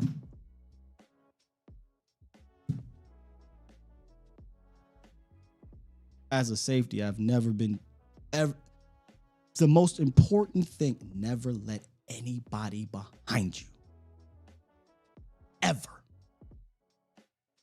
Especially with a quarterback. Oh, let me tell you, I'm no NFL player. I don't know shit. But if I go into a game and I know I got a quarterback that's going to throw a moon ball by hook or crook, shit. The first step every time, I'm back. I'm waiting, just waiting for that moon ball. He's going to give you an opportunity. But Donovan Wilson doesn't have those instincts anymore. You know what his instincts, I'm sorry, he has them. His instincts is to try to ring somebody's bell. Man, I'd have been baiting Russ. Ty dropped 2. Appreciate you, Ty. Said, it's Ty. I missed y'all, Cowboy Nation. We still. Is this Ty from the Ty? When I say the, couple years ago, just like me and Marco, just like me and everybody else, me and Ty, we went at it a couple years ago. Is that Ty? Shouts out to you. Welcome back.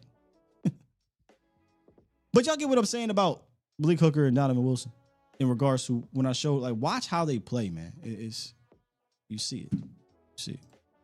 Poindexter, what's up with you? What's up, baby? You're right about that Malik Hooker and Donovan Wilson, man. I hadn't seen a safety get exposed like that since Roy Williams. You know, he was one of them thumping safeties that he always goes in coverage, you know. And I don't know, you know, a bad scheme played badly. That's what it looked like to me. And you was right. When they motioned the tight end out to the outside, I knew they was in trouble, you know, and I was like, they not gonna match up with this here. This is gone, because you got Diggs holding his hands out like, okay, what y'all gonna do? How we gonna do this? How we gonna do this? And next thing you know, there's a touchdown over the top. You know, it's like I don't know exactly what's happening. I got to give props to the offense though, man. You know, they came through. Williams had some big runs. You know. Dak was doing his thing, dealing. Oh man, it's gonna be hard replacing Beebe. I know Hoffman, you know, he's got guts, but he's not Beebe. And do you have any report on Turpin?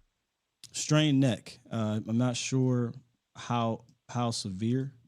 I did reach out last night to ask, and I was told strained neck. Okay, so that's what it. That's two players there that I trust, and I hate to see them go down. But and you was asking about the penalty. I didn't exactly get all of the penalties, but I know that CeeDee Lamb had a personal foul, and sometimes when you have 3 penalties, you have to take the severest of the penalties and match it with the other penalty. So I guess the severity of having a personal foul on both sides negated the other penalties. So that's the only thing I can say. And y'all, if y'all don't know, Poindexter is a referee. So my thought was, and correct me if I'm wrong here. My thought was, okay, the penalty happened after the play. Does that circumvent everything else? And they just say, all right, it doesn't matter if it's after the play. It's a part of the play, as opposed to, okay, all those penalties add up, and then we'll tack on the post-play penalty, if that makes sense. Yeah, and like I said, it's more or less how you gonna the both of the penalties would have been negated. I don't know exactly the rule, but the only reason I can say that it was negated is because they took both of the severe. You got 3 penalties, but most of the time you can only take one. Yeah, most of the time you can take one. Now, usually when you have a personal foul like roughing the passer, that's added on. But because they had 2 personal fouls, they took the 2 most severe, and because it was on 2 opposite sides, right? That makes sense now. The way you explained it makes sense. I wonder if that's the rule. Yeah, that was the only reason. That's the only reason I could, because like I say, you have to interpret rules, and most of the time, if you have one severe, they kind of fit the other ones. Now, I don't know about the post-play penalties, okay? Because, like I say, I do basketball, and we have in-game, live ball penalties and dead ball penalties, such as technicals and stuff like that. Now, if you had something, else, the technical is always shot. You always shoot the technical. That's the most egregious. Unless it's a free throw, then you shoot that. But then you shoot the technical, and then everything goes after that. So I don't know exactly, how NFL, but the only reason I would say it was offsetting because of the severity of the penalty, and it was definitely a stupid penalty by CeeDee Lamb. You can celebrate, man, but you cannot point at another player. You cannot do anything towards another player. Celebration is fine, but if you do it toward another player, you're going to always get flagged. That's just going to be it. Now, the clown called Clowney, that's kind of funny, because here we are, and it's so crazy because people talk about, Jerry Jones, he the gambler. Yeah, because you saw the Netflix special, okay? And now he just, he's wheeling and dealing. You see, you got Clowney in the room and this here. Man, look, we all know because we cover this team 24/7 and 12 months out the year. And these moves that's made right now is moves that we was talking about making in March. When we got Pickens, we say, okay, we need to solidify this defense. And what do they do with solidifying the defense? They trade their best defensive player, So, and now we're going from there, But it's kind of crazy that we lose a game, and everybody was high. Then we win a game, and everybody is down on the team, So it's kind of crazy. That's but it's irony. 1-1. That's the irony, and not everybody. I shouldn't say everybody, but I'll be. Here's my thoughts on it. Last week, coming out of week 1, it was like, man, there's a lot of encouraging things here from both sides of the ball. This week, there's nothing encouraging from the defense. I think that's why I feel the way I feel. That was so bad, man. It's hard to be encouraged by what you saw. Yeah. And in the offense, I believe the offense is always going to be good. So the defense is what gave me some hope last week. And how they responded offensively, I love how they came out. It just confirmed what I already believed. But defensively, this week was like, whoa, this was eye-opening. So, yeah.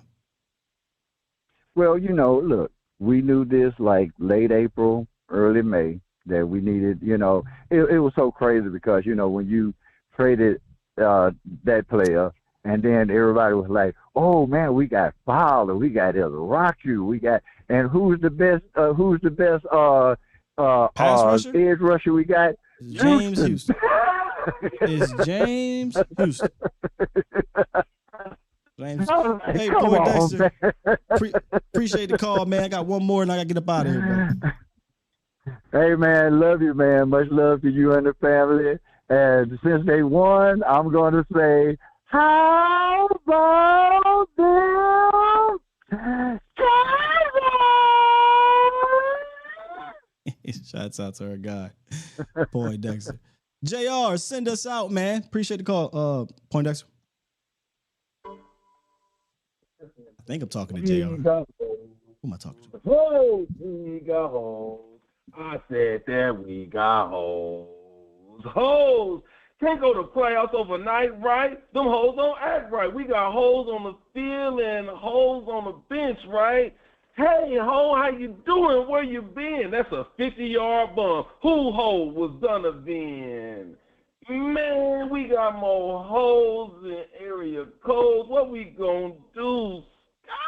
All right, little bars. I see you. I mean, this is a man of many talents, man. What we need to do is hey, we need so to, many people want me to do that Bernie Mac now, man. Like, it's crazy, man. I don't know. This morning I called in to the flagship. I hit him with the what was it? The Macho Madness with the cream of the crop, brother. Oh yeah, all right. I bet you can do that right. one good. Yeah, I bet you can do that one good. Yeah, I had all that stuff, man. But I need to find some more I can work on so I can work on them and hit them. You know what I'm saying? But like here's the crazy thing. When we really look at the game, it seems as if Eberflus was really reluctant to switch. You know what I'm saying? But to his credit, when his defensive backs were playing up, they got cooked. You know what I'm saying? Like when the most egregious one was the second TD catch for Malik Neighbors, because Dono was literally trying to run back, bro. He was literally trying to run back and got burnt.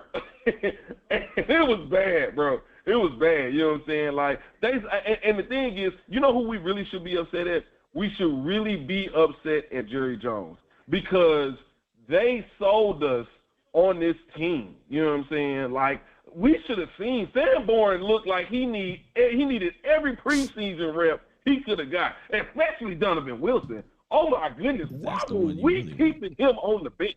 You know what I'm saying? He should have been out there. You know what I'm talking about?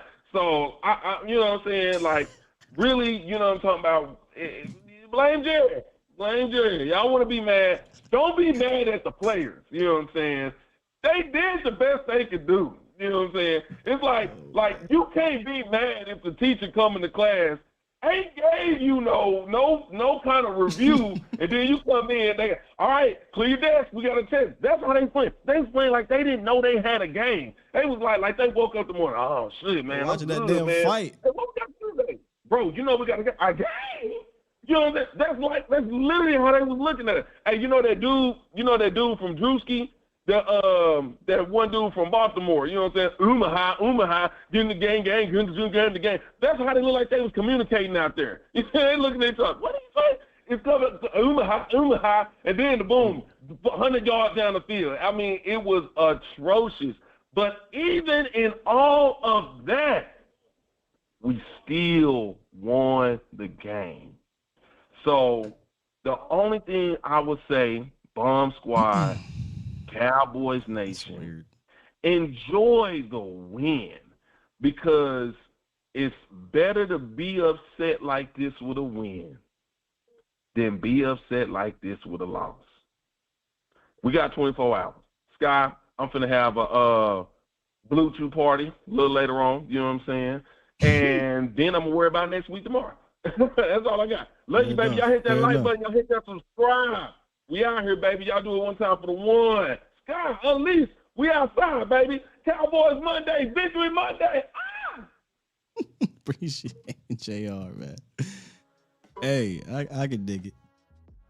I'm glad he ended it with some energy. But we got to be real, too, man. We got to be real.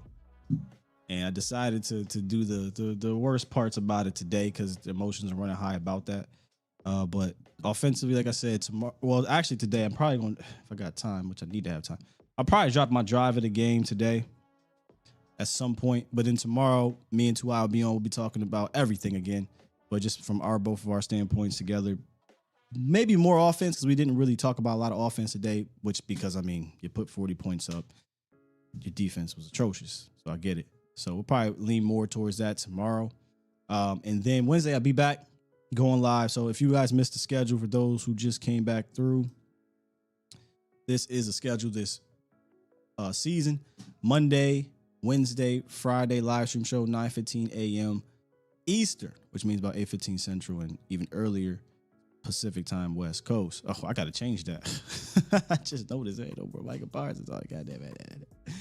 But that is the schedule.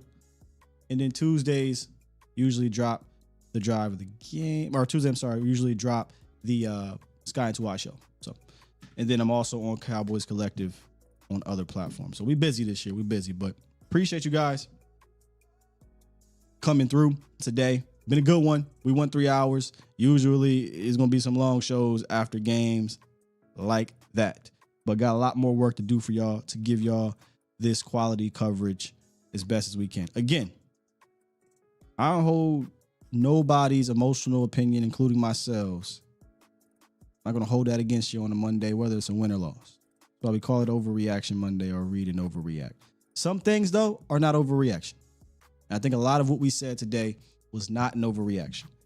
Moving forward, got to see how they adapt. And I'm mostly talking defensively. I mean, let's just be real. But we got to see how they adapt because that will tell me more than anything else. I would like to believe there's not a whole lot of, I think this week will tell me that because it feels like there's not a whole lot of politics for those who don't know, based off of certain guys who aren't being dressed. But if Donovan Wilson,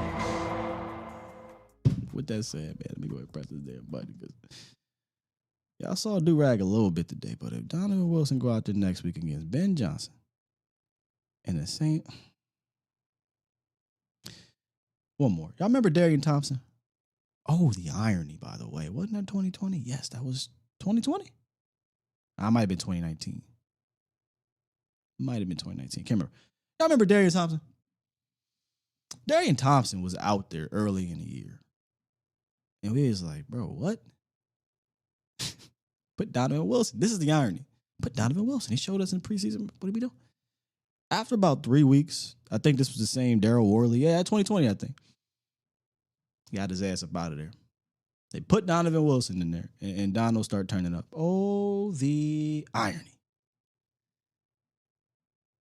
Maybe it's just time for him to sit down, put the young buck in there, and maybe we can get the same returns. What that said? Push the goddamn button. Push the goddamn button. Zion Childress, hey. I'll tell you this. Reddy Stewart, from what I saw, I didn't have an issue with him. Did not have a problem with Reddy. Now, I'm going to go back and rewatch it again. He might have been the only dude in that secondary that you can say played well or decent, whatever you want to call it. All right.